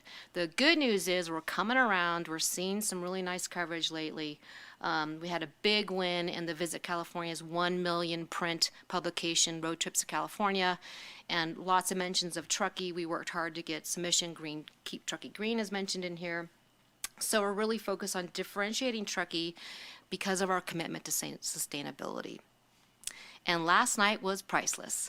If you saw NBC Nightly News, there's my friend Miguel. He's up there in Truckee, and that's the summit. And so that is priceless, and people travel when they see snow. They will plan their winter vacations around snow. So thank you, Mother Nature. But big media news coverage like that is critical. It does not say Lake Tahoe, California. It says Truckee, California. And in fact, 72% of U.S. travelers are somewhat or strongly motivated by a destination's commitment to sustainability. We hit all those down here I called a few of these out. Californians actually index higher. So let's take a look at economy and brand and how do we drive smart economic growth, and a little bit of a look-see at what is the economic impact of the lodging industry. In our last 4 fiscal years, TOT more than doubled, $3.5 million to 7.9. The general fund earned $6.6 million, and Measure K, we're really proud to say, received $1.3 million. And that's your housing, open space, and wildfire. And we supported Measure K a few years ago. TOT is the third highest tax source for town of Truckee. So you might want to push that graph out to 8 million. This is just a good visual on that. I added Measure K on top of our 10%, so there really was a pretty significant jump. Yes, this is all COVID related. One thing to note, between 18-19 and 2020-23, the volume of short-term rentals that were active went from 1,900 to 1,255. So very big drop in the inventory of short-term rentals. So this is just another graph of our dashboard of our recent economic report. This is direct visitor spending and not indirect. So indirect is accounting and marketing and web. So this is purely direct visitor spending in the last 4 calendar years, including our total sales tax, including what gets remitted to county. That increased from 5.6 million to 9.4. But perhaps the greatest impact of all is on small business from direct visitor spending. So in the last 4 years, calendar years, retail, restaurants, and groceries alone increased from 80.9 million to 130 million, or 53% of a 242 million annual Truckee tourism economy as of last year. That is up from 149 million the last time we measured this. Is that rapid growth continuing? Probably not. COVID was a crazy anomaly. Is it sustainable? We know the California population has increased from 20 million to 30 million in just 30 years alone. So population increase alone is putting more users in Truckee and in the basin. So we are going back to our the usual pillars, which is promote shoulder season, price what we're worth, increase yield and peak, promote longer stays, and focus on that flight travel. And also, let's look for those sustainably minded audiences. So we recently did decide to fund or sponsor the USASA North Star Series and something called the Futures Tour. That's our Generation Z, our youth. These kids are very committed to sustainability. And in fact, in our press release, we mentioned Truckee's goals, gas reduction goals, big steps towards waste, and provide sustainable transportation. So this is not your same old event sponsorships. We're really looking at positioning Truckee and not settling for less when it comes to event support from our organization, because that's what Truckee stands for. And in fact, everything we do is with the lens of sustainability. I'm sure you've all heard about our shoulder season promotion. And our Sustainable Truckee gift cards, we've sold 43,000. Just a few more to go, you guys, till we get 50,000. And 25% does go to stewardship. Our heavy lift this year, as far as driving the economy and our commitment to the lodging, is leveraging technology and that Book Truckee lodging and a singular one-source booking engine. All right, 2 more to go. Environment and recreation, probably one of our most challenging areas. So we do protect and enhance. It may surprise you to know that 32% of our entire budget this fiscal year was allocated for stewardship. You won't find that anywhere else on the lake. And of that, 42% went to Chart Microtransit. Go, Alfred. And of course, our other investments there. We do convene, advocate, and influence in key areas. I'm super proud of the CCC Leadership Forum for Sustainability with Supervisor Bullock and his team. We collaborate on short and long-term solutions that ensure quality of experience for everyone. We're also bringing stakeholders together, such as the Land Trust and Nevada County, on a trifecta of possible development to again create more of a nature walk, accessible, safe parking in an area that could really use some more official snow play. I'm really proud of the results of this poll we took at the CCC last week, and they hang in there as 40 people at least attending, and they're there to the bitter end of 90 minutes. And our question was, how much do you agree with this statement? Regional, local, and county agencies are working better together. How big is that? How big is that? So we're super proud of that, and some comments made, especially by Chief Renfro. Thank you, Chief. We also advocate for Truckee at the lake for our town, at the Lake Tahoe Stewardship Plan. Our best interests must be addressed at the lake, and as everyone goes through here to get to the lake and back. We've built incredible relationships through this process with TRPA, U.S. Forest Service, Tahoe Prosperity, and all of my DMMO colleagues. Community and culture. Our stewardship plan, that's going to be a big one. We will be asking our citizens what matters most, and we will be remeasuring the quality of life. It's first measured in 2019. We will also we do educate and invite. We provide news and facts on our decisions, and we also invite participation. So let's take a look at that stewardship plan. It is a 5 to 7 year strategic plan that is going to looking at how we balance these 3 main areas. It is a community-driven plan, and it will have continuous engagement. It's not a do the plan and forget it. We'll be specifically asking them about the metrics that matter and set goals. Really like the Forest Service EEE process, which I was educated about, which is engineer first, educate second, and enforce third. So we can do everything we can in our lane, our core competency, which is communication and education, but we certainly don't know how to build a vault toilet or write a ticket. But we, with our help of our colleagues on the CCC leadership team, we can all collaborate together on these solutions. But what would the community say? So this was another question we asked last week. What would it look like? What would sustainable usage look like in winter? And these are some of the responses that came out, but you could see that some is really purely enforcement or engineering or welcoming to all. That's really nailing it, the triple E. Diverse groups of users having fun, like, yeah, that's a win for our community. But what would the citizens say? What matters most to them? So that will be, sorry about that, that's January through June through 2023 is the big lift on that. Also, you've probably seen a lot of our press releases in the Sun. We want to make sure that the facts are out there, and we do walk our talk, and it matters a lot to us to build trust in the community as the tourism authority. We have invited the community to participate in an incentive to encourage lodging midweek this fall. Not bad, 218 room nights, 65K in revenue. It's not bad, but it's actually our first action-reaction measurable lodging impact on a campaign we tested. The other things we really want to focus on are celebrating our locals, our character, our arts and cuisine. And as far as helping the community, the workforce, and their housing, in the last 2 years, that Measure K out of the lodging community, the men and women that run, hardworking men and women that run our lodging, 1.8 million did go to Measure K. And we're very proud of what town is doing working on that. Almost done. All right, so let's wrap it up with the fiscal plan. It is based on a very conservative gross lodging revenue forecast of 41.6 million. Remember, last year came in at 66. But we are now AC after COVID, so we'll see what happens. Things do look good, but there are economic headwinds. So your TOT the budget is 5 million, and ours is actually 520. And with our balance forward, that brings us to a 1,566 budget, of which the majority of that actually goes to what we call the tourism enhancement. That's a category in your district plan.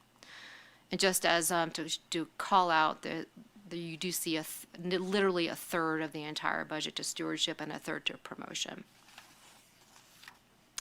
And in your packet, you have oodles and oodles of what we're doing. Won't go through all of those. And with that, I will field any questions. Thank you very much, Colleen. Anything else from staff? That's it. Again, our recommendation tonight is to approve the plan as submitted. Excellent. And I think you hit that at like just over 15 minutes. So great job. So we will start with questions from council. Councilmember Zabriskie. Colleen, I just have one question. One of the slides showed something sent out by your chairman, Jim Winterberger, and he included the phrase, always something to the effect, always keep in mind capacity and quality. What did he mean by capacity, if you know? Well, let's put it this way. The population of California increased from to 30 million, right? 20 to 30 million in 30 I think years. it's 20 to 40. But our sorry? I think it's 20 to 40. I think we've doubled since the 1970s. It's not quite, 70s perhaps, but not since 1990. But what the point is that we have the same lake and the same miles of trails, and that ain't increasing, but the population is worldwide. Our drive market is big, and we have more residents. So yes, we have, and people want to travel. So that is a capacity question.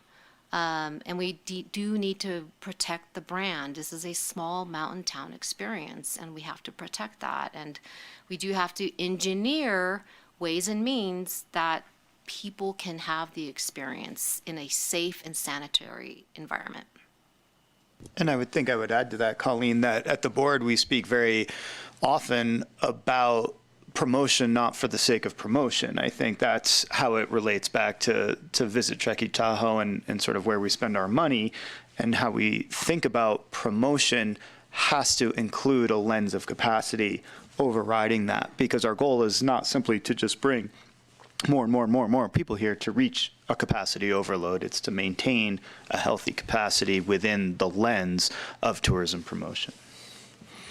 Thank you. My other questions were answered in writing, and your report anticipated my questions very well. Thanks, John. Anybody else? Councilmember Klofstad? I am just curious if you can elaborate a little bit on your plans for the ambassador program coming up. And are we going to do a winter ambassador program or just focus on summer? We just wrapped up the summer ambassador program. I think we had 2,000 hours out on the trails, Siobhan, perhaps. So a lots of results on that this summer, because this report starts in July 1. The winter ambassadors, this winter got off to a really rapid start, and and the signs, we lost quite a few signs in that first storm from summer. So we're going to take a pause on that this year. It's just, we may produce some, like maybe 10 A-frame signs and have those at key shops that want to have that message, or at the Legacy Trail of town would be up for that. But it is just logistically very challenging to think about winter ambassadors. Last summer, they actually really became trash collectors and reporters, which actually yielded some really great results. We figured out frequency of bin replacement. We got a new vault toilet figured out. So there were a lot of unexpected consequences last winter that were valuable, but we didn't think it was a good use of bandwidth and funding right now. And it wasn't a lot of money. So it's really a bandwidth, and is it really practical? Right. Is a lot of touch points too. So I thank you for that. Totally understand. Hope we can continue the summer ambassador program. I know it impacted a lot of people. Councilmember Henderson. I just have one, my interest was piqued. So you mentioned in one of the slides you're prioritizing air travel. And is that primarily just to drive those longer stays that you talked about, or is there some other rationale that I'm missing? Yes. Okay. Yes. Longer stay, families and longer stays. Got it. Yeah. Okay, thank you. Yep, the report was very comprehensive. Thank you. Councilmember Pallavi? No questions, just comments whenever you're ready. Sounds great. Thank you very much for your presentation. You guys are doing great things. Thank you to all of you that are here. I did have a question. So, there was a little over $500,000 that is being carried over from this past year's budget into this year's budget. Just curious, are you kind of waiting to find the right way to spend that funding, or is it earmarked for something specific, or just curious if you could explain that a little more. Yeah, last fiscal year was a little tricky, right? We were still sort of midway COVID and events hadn't come back yet. So we had a good reserves and we had a higher than expected T-bid collection. So it got big. And but now we have a very strong 4-pronged 38-point guidelines on how we will invest that, and when it comes to anything in regards to capital investment or enhancement. So we're very thoughtful about where what's going to move the needle as far as stewardship or promotion goes for Truckee. And most of that is, we're pretty well mapped out for this fiscal year. Dave, do you have anything to add to that? No, I think you nailed it. I think we're just there were some bigger infrastructure-based amenity projects that have been brought to VTT over my term, which has at least been 4 years, or the T-bid first. And I think there was just a lot of bouncing around through those years of what was going to work, what wasn't going to work. And to Colleen's point, both her and Siobhan developed this extremely extensive vetting document, which if you get through that, then you're going to have a really good project, and we will be very happy to fund it because it is quite extensive. And I think we're just sort of holding on for what kinds of projects, what infrastructure is really needed, where are the gaps, and how can Visit Truckee best fill those gaps, from a tourism capacity and a community enhancement perspective. And I would say that both of those lenses are exactly kind of what that vetting is meant to do. What's going to enhance the community, what's also going to enhance the visitor experience at the same time. Got it. Thank you. And then an additional question. So projects that would meet that vetting criteria, how do you find those? Do people come to you, or do you put a call for projects out? We have our eyes and ears on all of the projects, honestly, in this town. And one in particular has piqued our interest, which is Johnson Canyon with the Truckee Donner Land Trust. That's in unincorporated Nevada County. And lo and behold, they're working on a master recreation resilience plan. And there's a very large grant funding coming this spring. And that would help alleviate our snowplay pressure, as well as afford a new opportunity to develop perhaps a 1-mile ADA nature trail through the Aspen Grove and Longa Creek. So we see that that's a win-win. We have to remember that we're obligated to our lodging payors. This has to be for the benefit of the payors. So if Charles or hotelier can say, hey, on your way out of town, stop by the Johnson Canyon Trailhead. You can get a nice hike in. There's a restroom there. There's plenty of parking. It does need a lot of development. So that one is really strongly checks all the boxes of safety, security, stewardship, sanitation, diffusing the pressure on our sort of peak trails and areas like that. So we do, it is a bit of, it's subjective, but every month, half year changes, like what does the community really need? So that one is shaping up to be of quite interest right now. And most folks kind of know we're sitting on this little pot of money. And so what was happening was we were just spending a ton of time spinning wheels, both at the staff level and with board members. And without that due process, it was challenging to, staff didn't even know what to bring to the board at that point. And so it was sort of out of requirement almost, because we were just being asked so much. Got it. Thank you very much. I appreciate that. Any other questions from council? Seeing none, we will then open up public comment on this item. Is there any member of the public who wishes to make a comment? Seeing none, we will bring it back to council. for any additional comments, and there is an action as well of us, but we will start on this end. Councilmember Zabriskie. Yes, I very much appreciated the report. I also appreciate and am relieved by how much the town's goals and Visit Truckee's goals complement one another. For me, the environment is the economy, the natural environment. A store can burn down and we can rebuild it. I don't see people coming to visit Truckee if the forest around our town is burnt down. As wonderful as our art galleries and cuisine might be, I think it's our natural environment of the Sierras. This is the foundation of our economy, and I feel like Visit Truckee fully understands that, maybe better than most of us. And I also appreciate when you talk about capacity, the carrying capacity, that is a hard thing to determine. I see Visit Truckee realizing that if we look at Donner Lake, for example, carrying capacity is going to be one thing if people are entering the lake area in their own cars or if they're coming in shuttles. All of a sudden, the number of people the lake can support without deterioration changes. And then there's a multitude of other factors that make it very tricky to figure it out.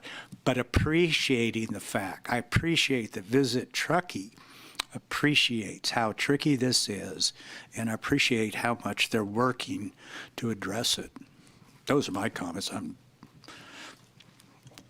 Councilmember Essentially, Klugstad. thank you. Yeah, very well said. I echo all of that and would also just add on my appreciation for the board members.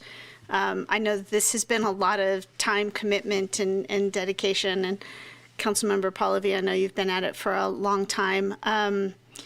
The results of your efforts absolutely take my breath away. You have really done something amazing and special here, and I know you've only just begun, so I really look forward to where this goes in the future and am greatly appreciative of your commitment to our community and its stewardship. Councilmember Henderson. Thank you. I also echo everything that's been said. Your report is, as always, so comprehensive. I love seeing all of the data and seeing, the economic drivers and what really is, making our local economy just incredibly productive. I think you all are doing amazing work, and it's not just the results of your work, but it's also the communication.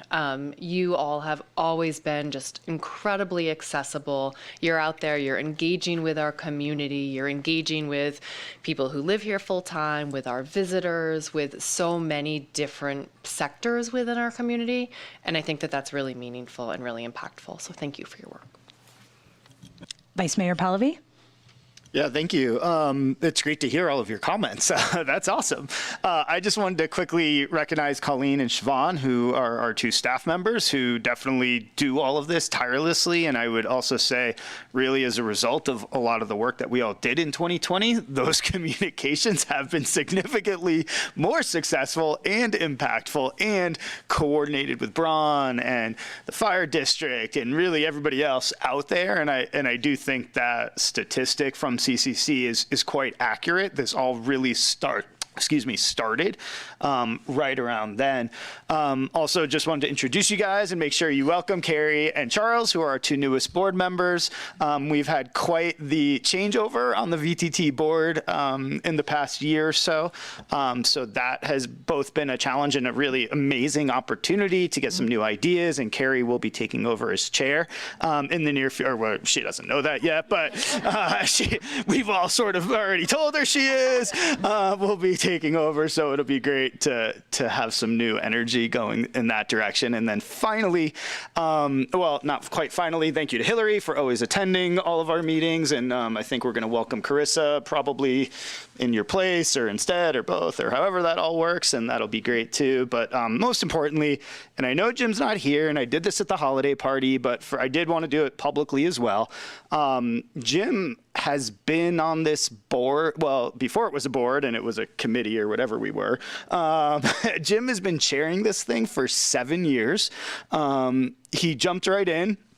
He will tell you every story you ever want to hear. He will hold this entity's feet to the fire, big time. He's incredibly focused on ROI, both from a promotional standpoint, but also from a stewardship standpoint. And from a personal standpoint, I have seen Jim transform in the last 4 years that I've worked with him. And it's been really cool to watch, actually. It's been really fun. I think that we are headed in the right direction. We have great staff. We have a great board. We've had great leadership for the past 7 years. And as Jim is going to choose to step down this summer, and you guys won't have a chance to necessarily see him or say thank you before then, but wanted to just put it all in your head. So if you see Mr. Winterberger around, he deserves a thank you. So big thanks to Jim on that front. Thanks, you guys. You're here. Yeah.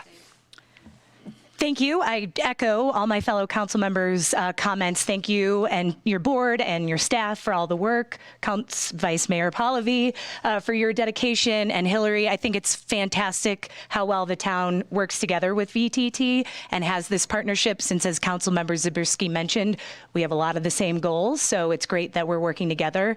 I wanted to highlight your sustainable Truckee gift card. I think most people on my Christmas list, sorry if you're watching out there, are going to be getting one. They're such a fantastic gift for anyone who is still shopping for folks, because you could spend it at most of our shops. Also wanted to thank you for supporting our pilot program of Tart Connect. Really appreciate funding from you as well as all the other partners, but this was really a great opportunity to try something new and see what works in our community. And so with that, I would just also add, spend that money that you've got in reserve. There's lots of great ideas and projects. It's great to hear about Johnson Canyon and many other things that I know are in the works. So, let's put that into the community and really show how much more you can do.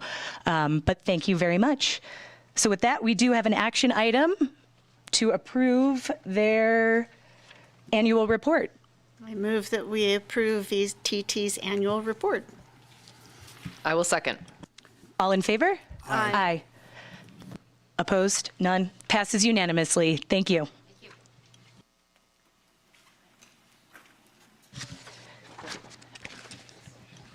Sorry. Thank you. An amazing person there. Thank you, Nicole. Anyone have water? No, just kidding. Okay. We will move on to our next item, 8.3, an urgency ordinance adopting amendments to development code standards for accessory dwelling units and junior accessory dwelling units, ADUs and JADUs. And Jamie LaChance.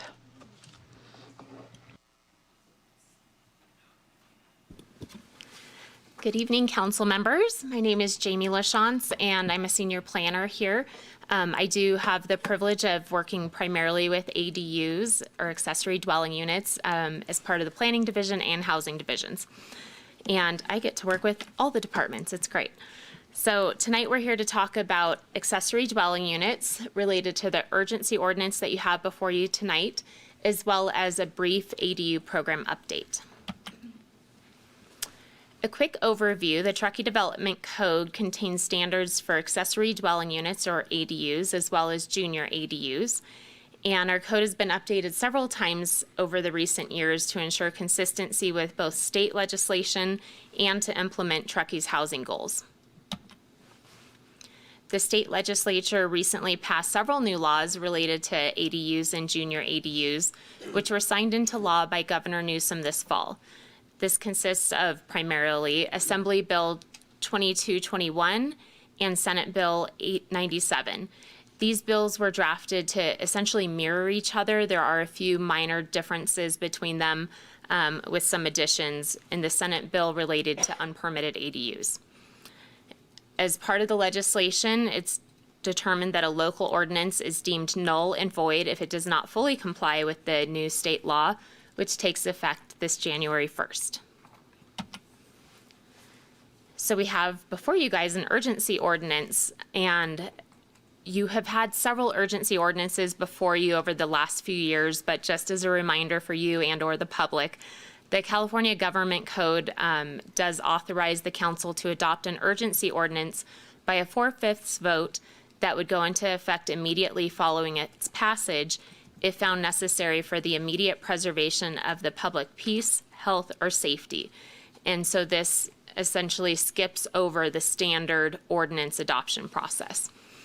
In this case, staff is saying that the urgency ordinance will ensure that the development code complies with this recent state legislation prior to the January 1st effective date to maintain orderly permitting, and also that ADUs are constructed in a manner that provides safety for the people who occupy the units as well as the general public.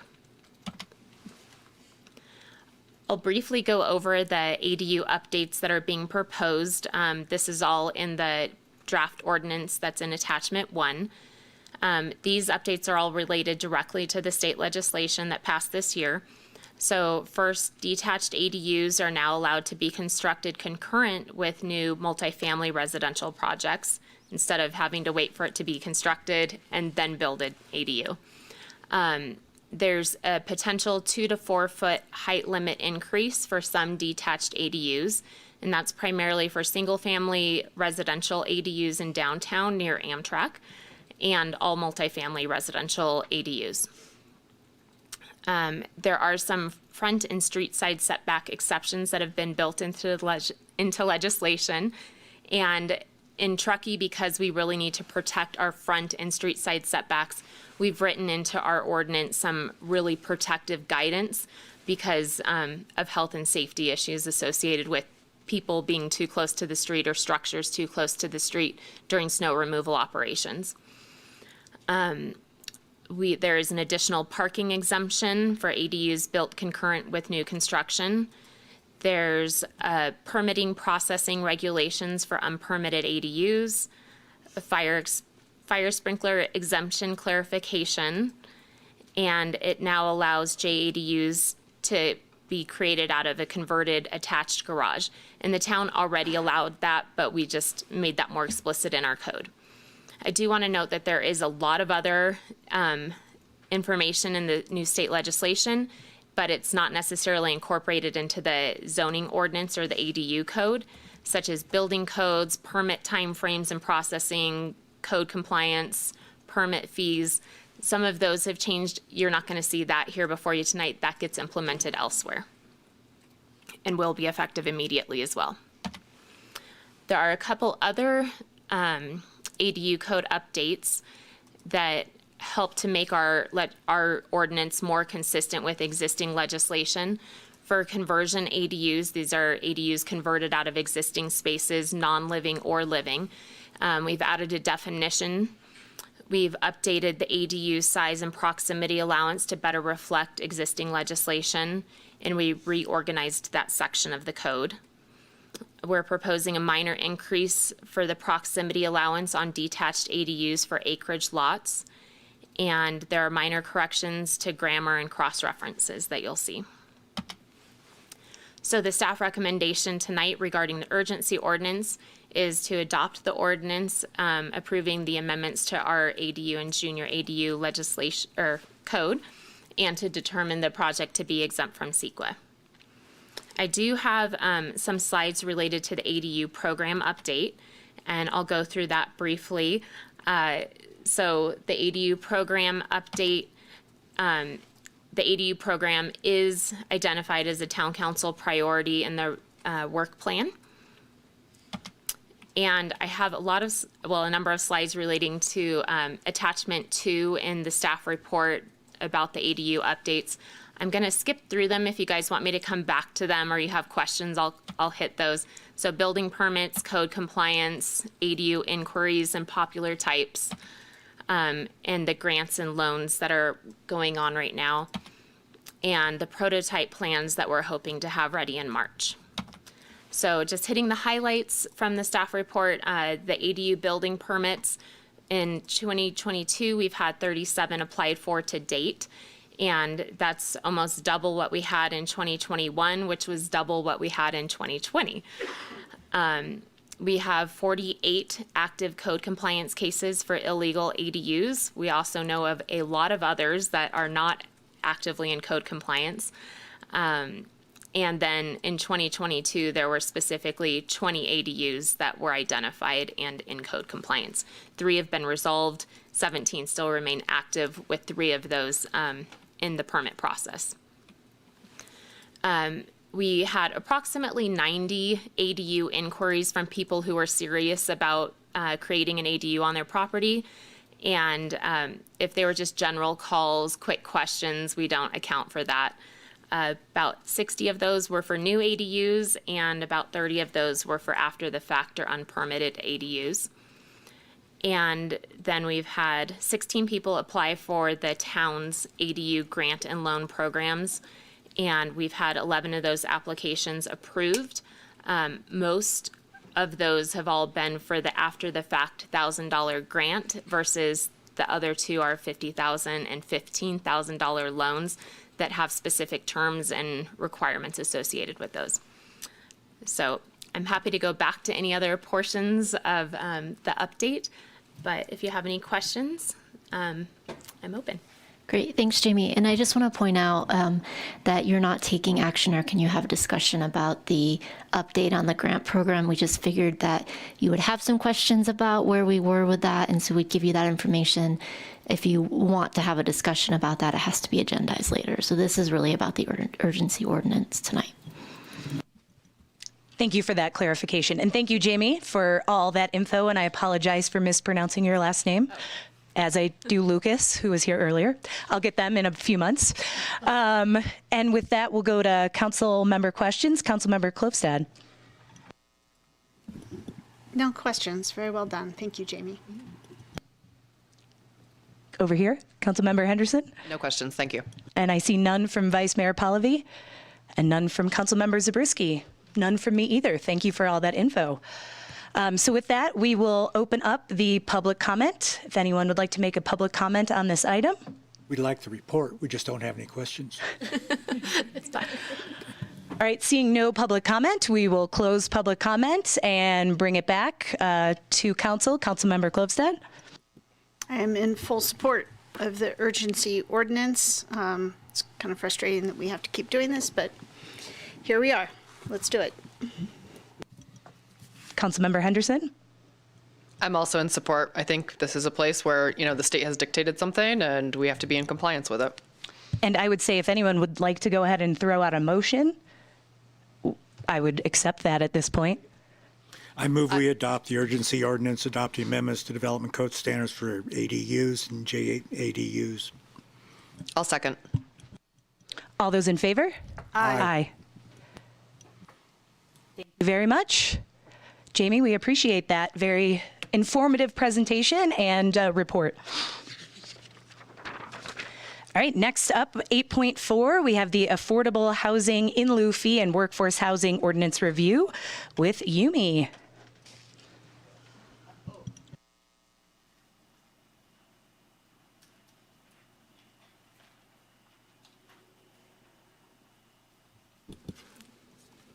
Getting it going. All right, thank you. We're here again. I see you every year around this time to do the same update. So I'll try to make this pretty brief, but I'm also here for questions if you need anything. So this is the 2022 Affordable Housing in Lieu Fee update and Workforce Housing Ordinance Review.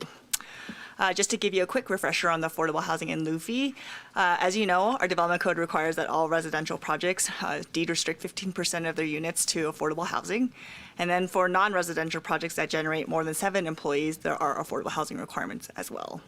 For smaller projects, so that means projects with 6 parcels or units or fewer, that is projects that are commercial projects that are less than 10,000 square feet, industrial projects that are less than 20,000 square feet, they can meet their affordable housing requirements through payment of an in lieu fee. That's the developer's choice. They can also choose to build an affordable housing unit if they desire.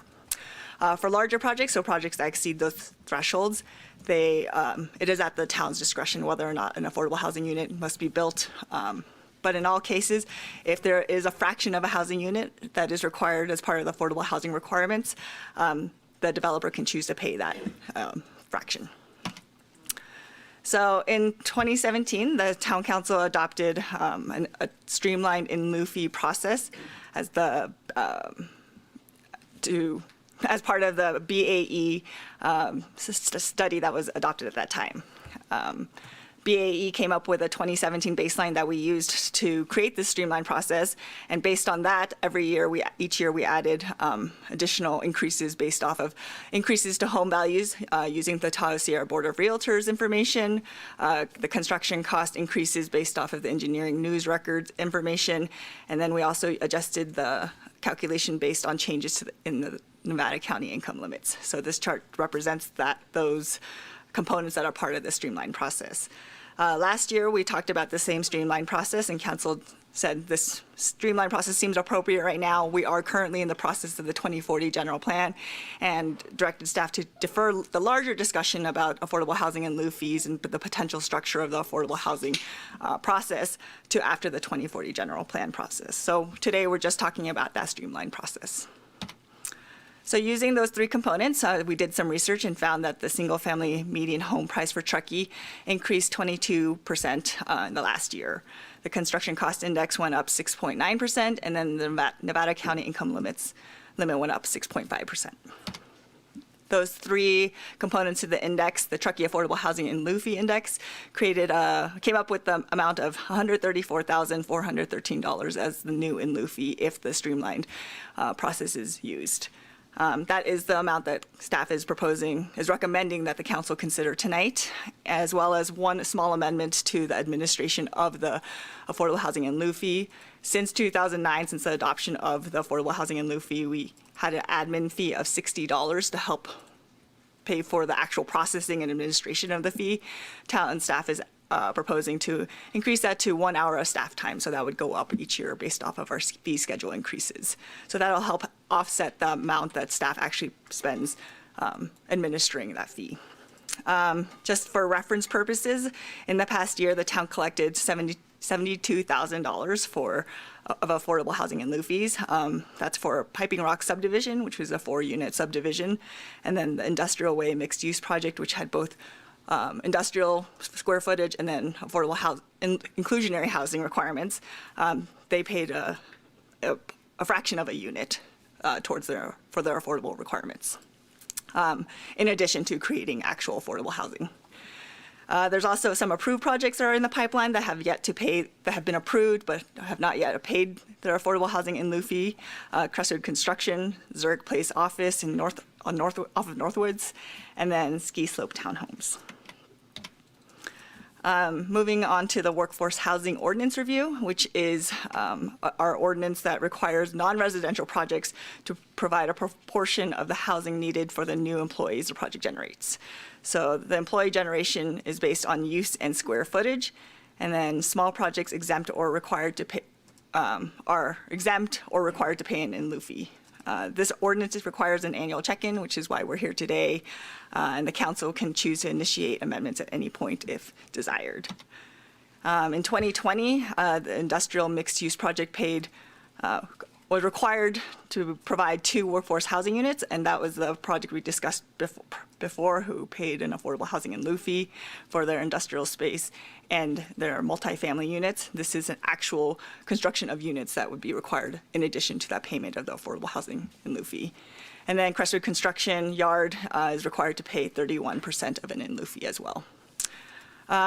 No other projects have been approved with this ordinance, these ordinance requirements under the current iteration that was updated in 2018.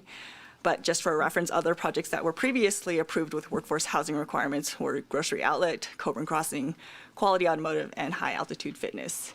And then last year, similar to the affordable housing in lieu fee, due to the small amount of projects that are impacted by this ordinance, the council directed staff to defer a review of this ordinance and a larger discussion of whether or not this should be overhauled or discussed further to a larger discussion after the 2040 general plan update process.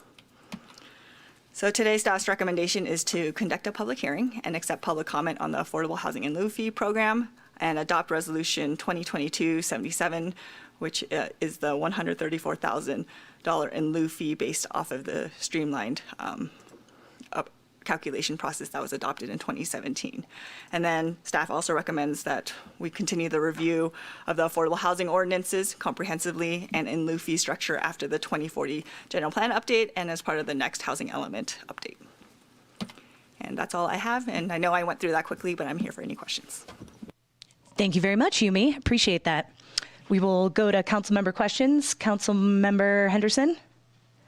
I don't have any questions, just some comments once we get to deliberation. None from Vice Mayor Pallavi. Councilmember Zabriskie? Yes, Yumi, one question. On the second page of the staff report, in the first paragraph, there's a reference to the average cost of construction of each unit. And then a few lines down, I think I see what that cost was calculated for 2017. And it says $438,591.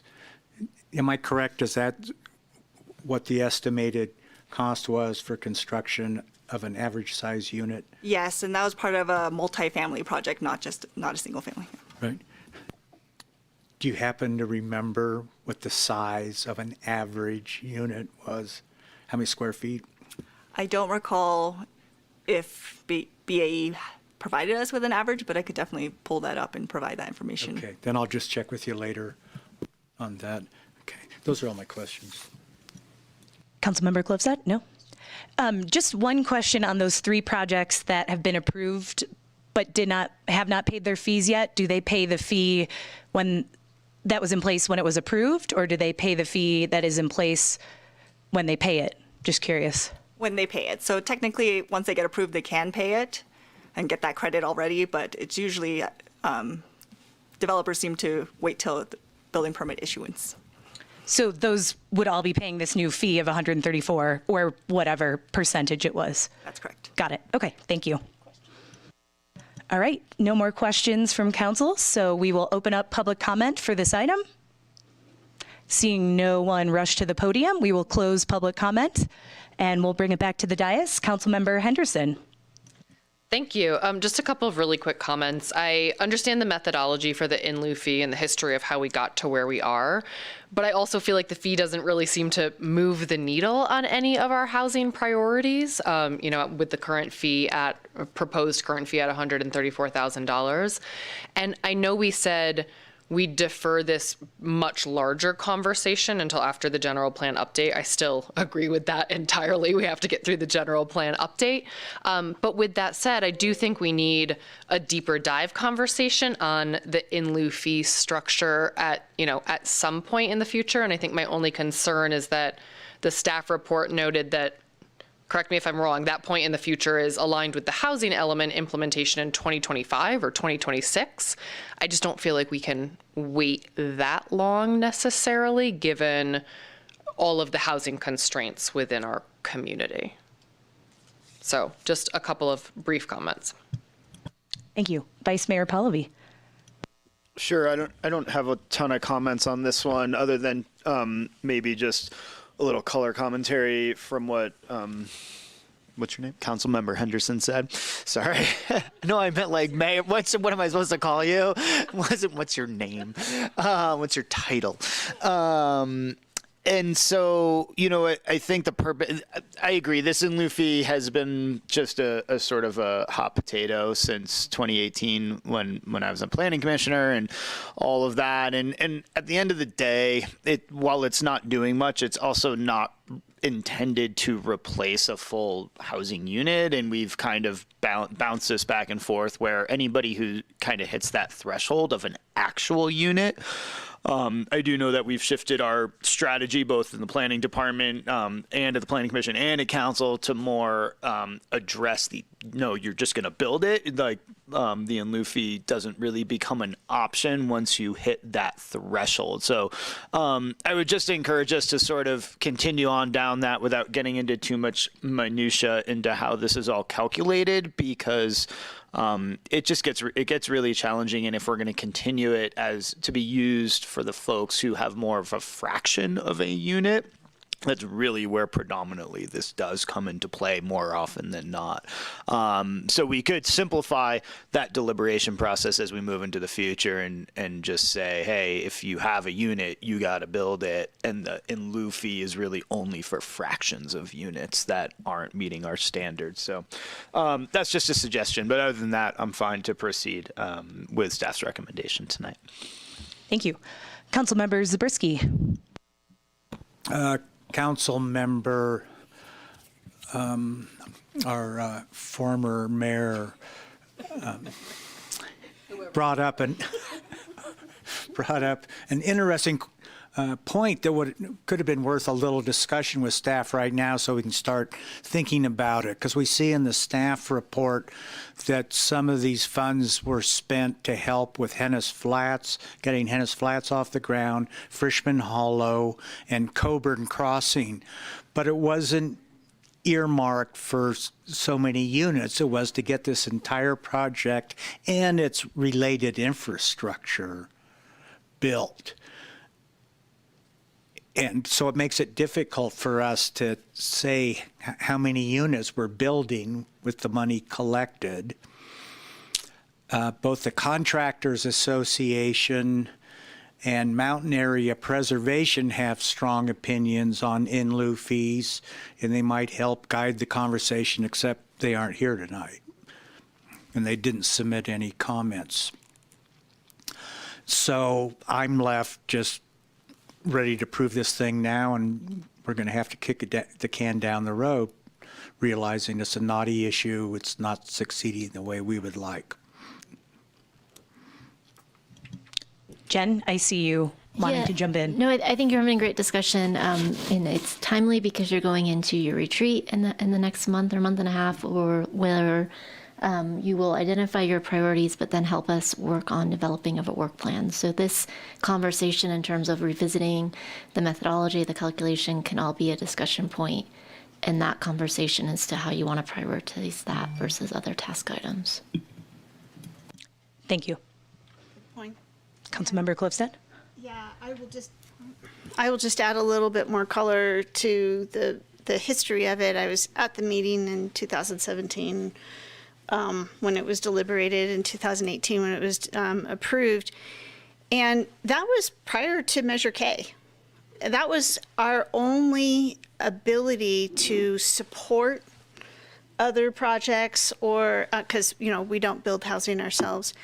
So the conversation has changed pretty significantly over those years, not just in our housing needs and our housing affordability, but also in our funding sources. So I see this, as $72,000 last year. It'd be part of the deeper dive discussion would be whether or not we really expect this to produce significant funding. It certainly is never going to rival Measure K. And so I think our investment in staff and energy is better served with some of those larger funding sources. And yes, the formula is working for now. Clearly, we need to wait till we get the general plan, and then we can assess from there. Thank you. Appreciate all the comments. And yeah, I would just add, this is one of those balances where, we also want to ensure the types of projects that we're identifying as important in our community in the general plan are able to get built, and that we don't, add exorbitant fees that prevent that from happening. And I'm in full support of this tonight. And I really appreciate how staff has, broken it down and the metrics we're using. I think it warrants a future conversation, but I think that's, we can't build all of our housing based on a few developments. So just for us to keep that in mind as we're looking at this fee along with all of our other fees too. But yeah, I'm supportive, as I hear my fellow council members are as well. So I would ask for a motion. Just for a quick, just to answer your Councilmember Jan's question earlier, BAE study looked at a 650 square foot unit and a 950 square foot unit for the for rent prototype, and then a 1,200 square foot unit for the for sale prototype. 650 square feet and 950 square feet for the for rent prototype and 1,200 square feet for the for sale prototype. Thank you very much. Would anyone like to make a motion? I'll move that we adopt Resolution 2022-77 to approve an updated affordable housing in lieu fee based on the affordable housing in lieu fee short-term calculation adopted in 2017 and defer review of the workforce housing ordinance. Is there a second? Second. All right, all in favor? Aye. Any opposed? None? That passes unanimously. Thank you very much, Yumi.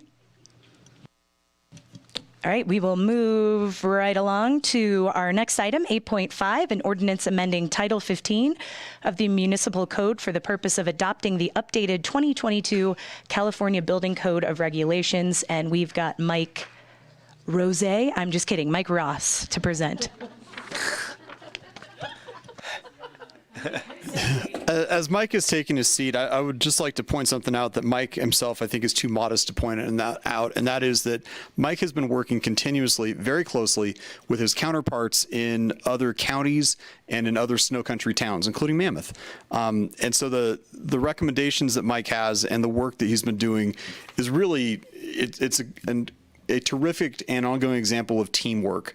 There's a building working group that Mike is part of that has been trying to have the towns and the counties speak with one voice and have common standards, which makes it easier for people who are trying to build things.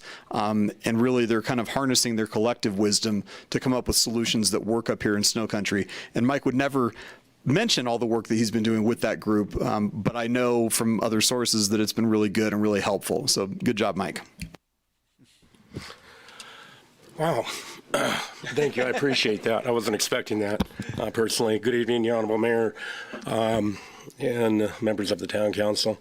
Hopefully I can make this very short, sweet, and simple for all of you. It's been a long night. My presentation is exactly similar to presentation prior before. It's a little bit more of a reminder as to how we're here now. Get myself together here.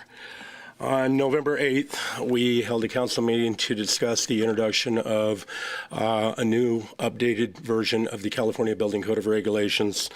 During that time, the discussion was to outline exactly how we get to that particular position. I'm not going to list them all tonight, but I think 3 good bullet points to really kind of outline is one, and most important, is when a jurisdiction wants to make amendments to the local state code, we are required by health and safety code to go through this type of process that is an introduction and a public hearing. The second is to make note of the idea that regardless of whether the jurisdiction adopts, goes to this motion, those codes in theory are to be applied regardless of the jurisdictional needs. The idea of going through this is so that we can make local amendments that best suit topographic, geographic, or climatic cause within our jurisdiction, much like other jurisdictions. And lastly, just to make sure that we understand that the Title 24 Building Code of Regulations are always being reviewed on a 3-year basis. I think my language that I would say to council and to the general public is it's important to understand building code is a living, breathing entity in many different ways. Back in 1928, it was one volume that covered virtually everything. We now have 13 volumes, if that kind of gives a little bit of an outline. With that being said, during that time, staff had recommended to set today's date, the 13th, to open up that public hearing and take testimony. Are there any questions from council at this point? Thank you very much for being so succinct. Any questions from this side? Questions on this side? No. All right, we will open up public comment on this item. Seeing no one, we will close public comment. And I see, thank you, Mike, you have put the recommended action up on the screen. We'll send it back over here, Vice Mayor Pallavi. We've conducted our public hearing, so I'll make a motion that we waive the second reading and adopt ordinance 2022-07. Is there a second? Second. All in favor? Aye. Any opposed? That motion passes unanimously. Thank you very much, Mike. Thank you, Council. Have a wonderful evening and happy holidays. You too. All right, moving right along. We are now on to item 8.6, hearing, amending, withdrawing, and closing Community Development Block Grant Standard Agreement 20 CDBG CV 00095 and adoption of a complaints and appeals procedure for the Town of Truckee CDBG program. And Hillary Hobbs is with us to present. Should I have read those numbers slower? You got it. That was quite a mouthful. So good evening again, Mayor and Council. This next item will be brief, and I have just one slide for you at the end with summarizing the recommendation. So this next item is a hearing, amending, withdrawing, and closing the Community Development Block Grant CV 2-3 program application. So by way of background, in June of 2021, your council authorized an application for the CDBG, or Community Development Block Grant, coronavirus funds to fund two different business support loan programs. Those two programs were the Micro Enterprise Economic Support Program and the Business Economic Support Program. Both programs were structured to provide forgivable loans to eligible businesses that suffered a financial loss as a result of the COVID-19 pandemic. And to qualify, all businesses must meet certain criteria that benefit low and moderate income populations with a household income of less than 80% of AMI. And that's a strict CDBG requirement that was that's not dictated by the town. That comes from the federal funding source. For the business assistance program, the low moderate income requirement is achieved through the income of one or more employees whose jobs are retained during the period of that grant or that loan.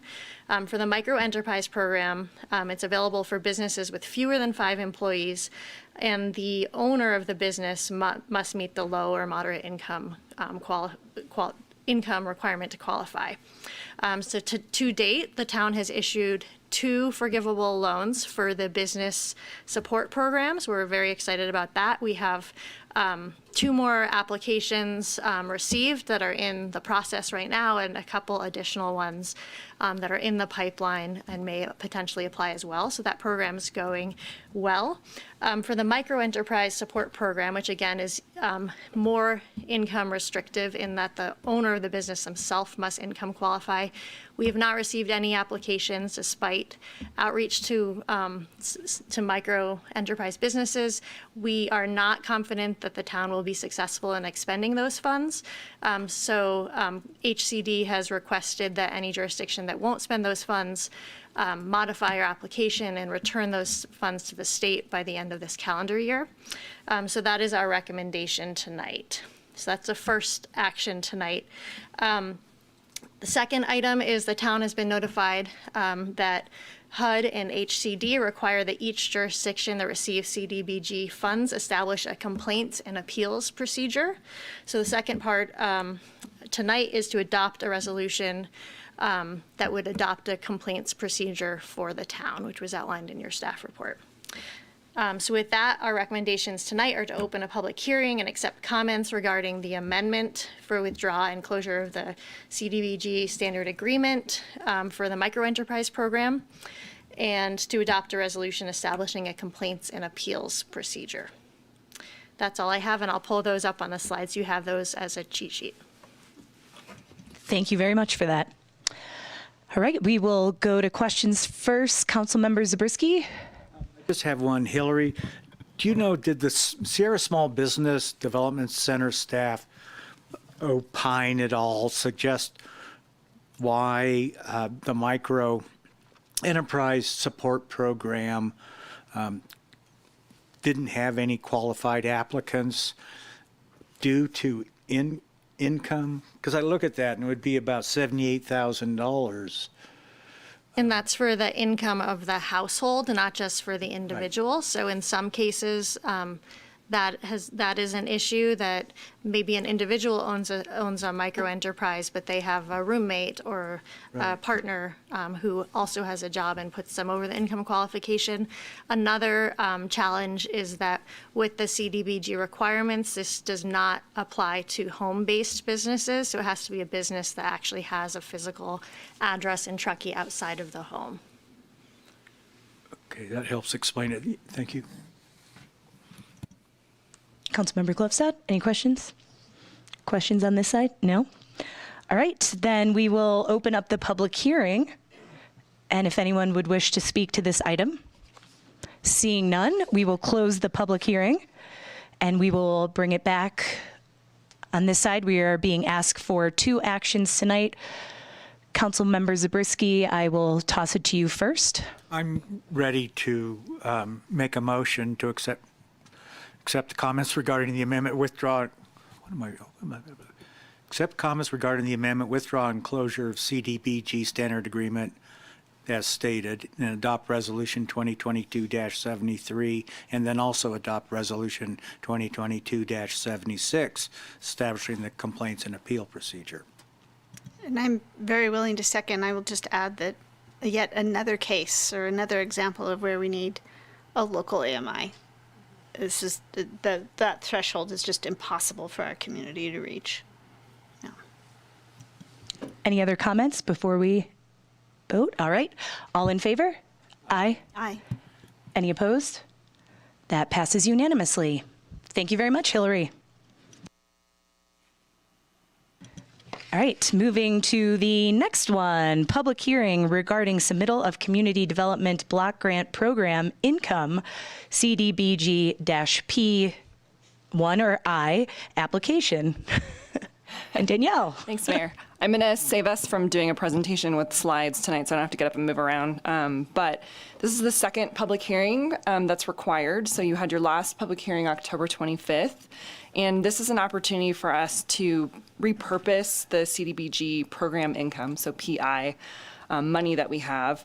As part of this, what we did is try to figure out what projects could qualify. We didn't get any public comment at the last meeting. And so we went through and looked at the available projects that we had, which really came down to 2. And the one that's most qualified and was interested would be for the Pacific Crest Commons project over off of Highway 89. And we've already spoken to the developer. They're interested in being able to use this funding. They're familiar with the process of doing the CDBG PI only applications, which is a mouthful. And Joanne Anders, who does our grants administration, is ready to put this all through. So I think it's pretty simple. And really what it requires for you is to open the public hearing, accept comments on using this funding for the Pacific Crest Commons project. And that would be adopting resolution 2022-75. So that's all I have. Thank you very much, Danielle. We'll start questions. Any questions on this side? Any questions on this side? Councilmember Henderson? I have one. There's a line in the staff report that says the units will be deed restricted to persons at or below 80% AMI for Nevada County for a period of no less than 55 years. This may be a question for Andy. If we are able to move forward with a more localized AMI, would that only apply to sort of future projects and future policies where we have AMI as part of those, or would that apply to something like this? It depends on the nature of the authority that we get to deviate from AMI. So if we get some kind of broad authority, then we can apply the different AMI number to whatever we like. If we get narrower authority, maybe a little bit more inhibited. To the extent that we do policies or programs that are not required by state law to stick to a different AMI, then we can change, you can change, the AMI numbers at any time. Okay, thank you. Thank you. No further questions, so we will open up the public hearing if anyone would wish to speak. Seeing no one, we will close the public hearing, and we will head back to the dais for comments. We'll start with you, Councilmember Henderson, since you had a very good question. No, I don't think I have any additional comments on this. I support staff's recommended action. And I'm excited and anticipating a broader AMI discussion, I hope very soon, with our legislative advocates and others. Thank you. Vice Mayor Pallavi? Does anybody else have any comments, or shall I make a motion? Go for it. What are we doing here? What are we on? We're on 8.7. We opened public hearing, we're accepting comments, and we're adopting resolution 2022-75. That's my motion. I'll second. All in favor? Aye. Any opposed? Passes unanimously. Thank you very much, Danielle. All right, moving on to item 8.8, Town Manager Performance-Based Pay Increase for 2022. And Nikki, I believe you will be presenting to us.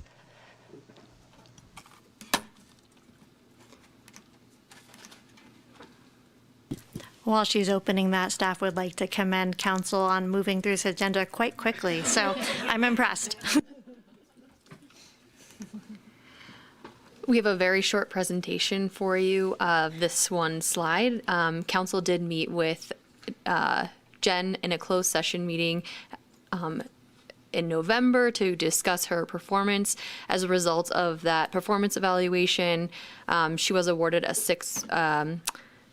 she would be eligible for a 6% increase in base pay based on the town's pay for performance evaluation rating system. And so that would be up to council if you want to approve this resolution and increase Jen's pay. Thank you very much, Nikki. Are there any questions from council members on this? Nope. All right, we will open it up for public comment. Seeing none, we will close public comment. Bring it back up here. Councilmember Klopstad. And anyone who's thinking about making a motion, remember you have to say the numbers out loud. Good to know. Yes, the actual figure. Now, before we get into that, I just want to comment on how valuable I feel Jen's service is to the community, to staff, to us on the dais. And I really, really, really have enjoyed working with you, learning from you, evolving as a council member, and feel this raises only a small token of the value that you bring. Councilmember Henderson? I echo all of that, absolutely. Jen, you are an incredibly compassionate leader. The way that you empower people is just, I think, stunning. You're flexible, you're adaptable. You've been through a lot since you came. I won't go through all of those things, but it's been a tremendous amount of, sort of anticipated and unanticipated challenges, I think. Our cyber attack comes to mind when I think of unanticipated, and the way that you led us through all of that. And I'm very, very grateful for your service. We've had lots of late night conversations. You're always accessible. And I'm really grateful for you. Yeah, I was going to say, you always meet us where we need to be met, which is a really amazing trait. And you do it with over 100 of your staff members as well. So thank you. Everything's awesome. Councilmember Zabriskie? I agree with everything the other council members said. And I will just add, I also agree, and I appreciated reading staff comments when we went through and did the review, because we see, you making yourself available to all of us, and that's a lot with just 5 of us. So as Vice Mayor Pallavi said, just how well you work with staff and their great comments they have for you. So thank you for that. Continue the great work. So with that, who would like to make a motion? I will move that we approve Resolution 2022-74, awarding a 6% increase in base salary to the town manager, Jennifer Callaway, resulting in an annual pay amount of $200,540.34 effective October 26th, 2022. Second. All in favor? Aye. Any opposed? That passes unanimously. Great, thank you. Thanks for the kind words. And we're a team up here, so without all of us working together, we wouldn't be anywhere. So just want to recognize everybody here in the town team. I was going to say this at the end, but maybe appropriate to say now. We are closed, as I said, another week and a half for the week. I hope you take that time to enjoy with your families, get plenty of rest. You, as a council, have demonstrated your willingness to give us space to create and innovate new programs. You're willing to take risks. You're willing to see that may fail or iterate on them to make them better, all in an effort to do what's best for the community, whether it's a core service or a new community need like housing or climate or emergency preparedness. So lots of rest and get ready for a year ahead of new creativity and innovation and programs and challenges. We're excited. All right, with that, we will move to council reports. Councilmember Zabriskie, it's been a while. See what all we can remember. Right, exactly. Attended a Truckee River Legacy Foundation meeting. That foundation is very interested in moving forward, helping in terms of transforming West River consistent with the 2005 or 2007, can't remember the date, the river strategy anyway. And then the next thing was meeting or talking on the phone with Planning Commission applicants. There was a TNT TMA meeting that I attended with Lindsay. I was on Zoom. Lindsay was there in person. Some of the things that came up were the park and ride programs for special events, and then for the town of Truckee, we discussed snow removal.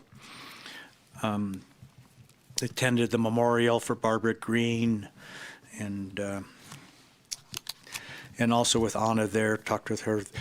Then the Donner Lake Partnership Stewardship Program of the state park was excellent, very informative. We talked about it earlier. It's a very admirable program to save a real gem. Attended the Citizens Climate Lobby presentation on the health effects of climate change. It was videotaped. I recommend the portion presented by the pediatrician and by the mental health expert. I believe she was a psychiatrist on the effects, how climate change plays out in terms of mental health and the greater effects on kids. And then Placer County hosted a CalFrame meeting I attended on funding biomass supply contracts. And this Placer County organization is a broad-based group that's covering Nevada County and El Dorado County as well as Placer County. It's something we want to keep an eye on, and there's money there, so I'm sure we'd like to get some of that. Thank you very much. Councilmember Klofstad? Much of the same thing. I think you also, we were also at a Reach Code meeting together. Right. Yes. Yes. And so on top of the DIPS open house, I really found that incredibly informative, and I hope they do it again. I've already talked to Michelle Prestowitz. It's really something that I think everybody could learn from, all the community can learn from in terms of what are we doing, what are we not doing, and in particular, how many partners it takes to really effectively enact any of those goals or tasks. That was probably the most impactful thing for me to understand looking at those presentation boards. I too feel that the citizens, our climate is our health workshop by the Citizens Climate Lobby, very worth watching on video, really informative. And I was very excited to see how many youth were there and attended and asked good questions, and very inspirational. You also attended the holiday party. You forgot that too. Which one? The town of Tinseltown. Tinseltown. Oh my gosh, it was so much fun. I got to meet a few of the new staff members, and my only regret is I didn't talk to more people. There's so many fun and interesting people to talk to there. I also attended a Placer County Biomass Consortium meeting. And it, again, just the collaboration between the interagencies is absolutely exploding right now, and it's very exciting for me. And then Barbara Green's memorial was very moving. I could only hope to accomplish a fraction of what she has. And then there was a Climate Transformation Alliance governing members meeting where we're really trying to strategize for the next quarterly meetings and how to I feel like we've been really successful in getting people there. We had a really large attendance last time. Now our next goal is to really get people engaged and taking their own actions to work in alliance with the Climate Transformation Alliance goals. Thank you very much. Councilmember Henderson? Thank you. It has been a little while. So I attended the Behavior, Energy, and Climate Change Conference in Washington, D.C. It was a lot on energy efficiency, electric vehicles, IRA funding and implementation of that, ensuring that as we make a push to electrify, really throughout the country, that we're not increasing energy burden for consumers, especially our low to moderate income consumers. Multiple meetings with staff at the DOE on unlocking IRA and IIJA funding for local governments, and that funding, especially for some of the energy efficiency programs like homes and HERA, has been allocated to the states at this point. DOE expects that to really hit the states at the end of 2023. So there's an opportunity now for local governments to engage with the California Energy Commission on what those programs look like. So to that end, I was in a full day-long California Energy Commission workshop on equitable decarbonization for the state just today. They do have an RFI out for feedback in January. Attended the Friends of the Library fundraiser, which was an incredible turnout. I mean, it was just absolutely amazing to see the support. Attended our Veterans Day celebration. I know I'm going back a little ways now here. Name our snowplow, of course, at ACMS. A lot of different holiday celebrations like VTT, which was just wonderful and great to see so many of our local leaders out at that and, having fun, but also having a lot of really engaging and great conversations. I also attended the Health and Climate Forum, and I think something that I really took away from that was how do we engage our youth? We did have some 14, 15, 16-year-olds who attended, and we had an opportunity to ask, how do we engage you better? And they talked a lot about, we need you to be in the schools. We need you to be giving us really meaningful, actionable things that we can do related to climate change and reducing our greenhouse gas emissions. They talked a lot about how they're learning about so much of this at school, but it feels so vast. It feels so overwhelming that they don't know where to start. So we need and we can do a better job on engaging our youth in these conversations, and they want to have that, which is really exciting. One of the youth even brought up, she had participated in our stakeholder group for reducing single waste and that ordinance, and talked about, having more opportunities like that, whether it's a youth commission or just more opportunities on our different working groups.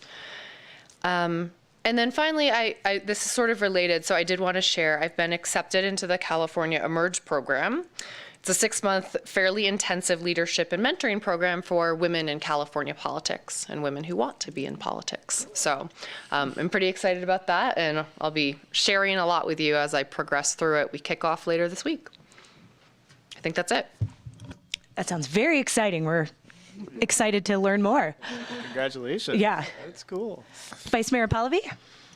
Yeah, all the Visit Truckee Tahoe stuff, which you just heard about. We had our holiday party and a board meeting a few weeks ago. I attended the downtown tree lighting, the Wild and Scenic Film Festival put on by Mountain Area Preservation. Got to meet with Emily and Shauna, working with the Workforce Housing JPA, and got a little taste of sort of where they're headed, and provided some feedback, and just had a great catch up as to how the JPA is doing. Attended the cat holiday party and the town holiday party. And last week we had our short-term rental token meeting, whatever that was, bonus token meeting. Is that what we call it still? Sorry, thank you. So we did that. That was really well attended. I was quiet and just listening, but a lot of our lodging purveyors were super engaged, and it went for over an hour and a half almost. So they were stoked. And I'm also happy to announce that I'm appointed my third planning commissioner in 4 years. Mitch Claren will be joining the planning commission, and he will be seated for their next meeting next week. And while you are all resting and enjoying the holidays, that's my time of year. I go on the opposite end, so I'll just be working for the next month or so, pretty much every single day. So see you there. We're having a big party at Tahoe Mountain Sports tomorrow, PSA. If you'd like to stop by, we're open till 8 p.m. See ya. Thanks. Thank you. And say thanks for supporting our local economy by working so hard throughout the holiday season. I attended a lot of the same things most of you did: Veterans Day, tree lighting, TMA. Town party was so much fun. Thank you to everybody who put that on and partied down. It was fun. And then I would just add a little piece. GiveBackTahoe.org, is a place you can go to donate to your favorite local nonprofits, and they do challenge grants through the holiday season, and various organizations that receive the most individual donations can receive additional funding. And tonight is the last night to donate and help your favorite nonprofit maybe receive more money. So just wanted to put that out there. A ton of great nonprofits, whether you're into the environment or kids or sports or whatever. So GiveBackTahoe.org. Just a little plug for that. All right. So with that, we will adjourn this public meeting and move into closed session. Thank you all very much. 7:37.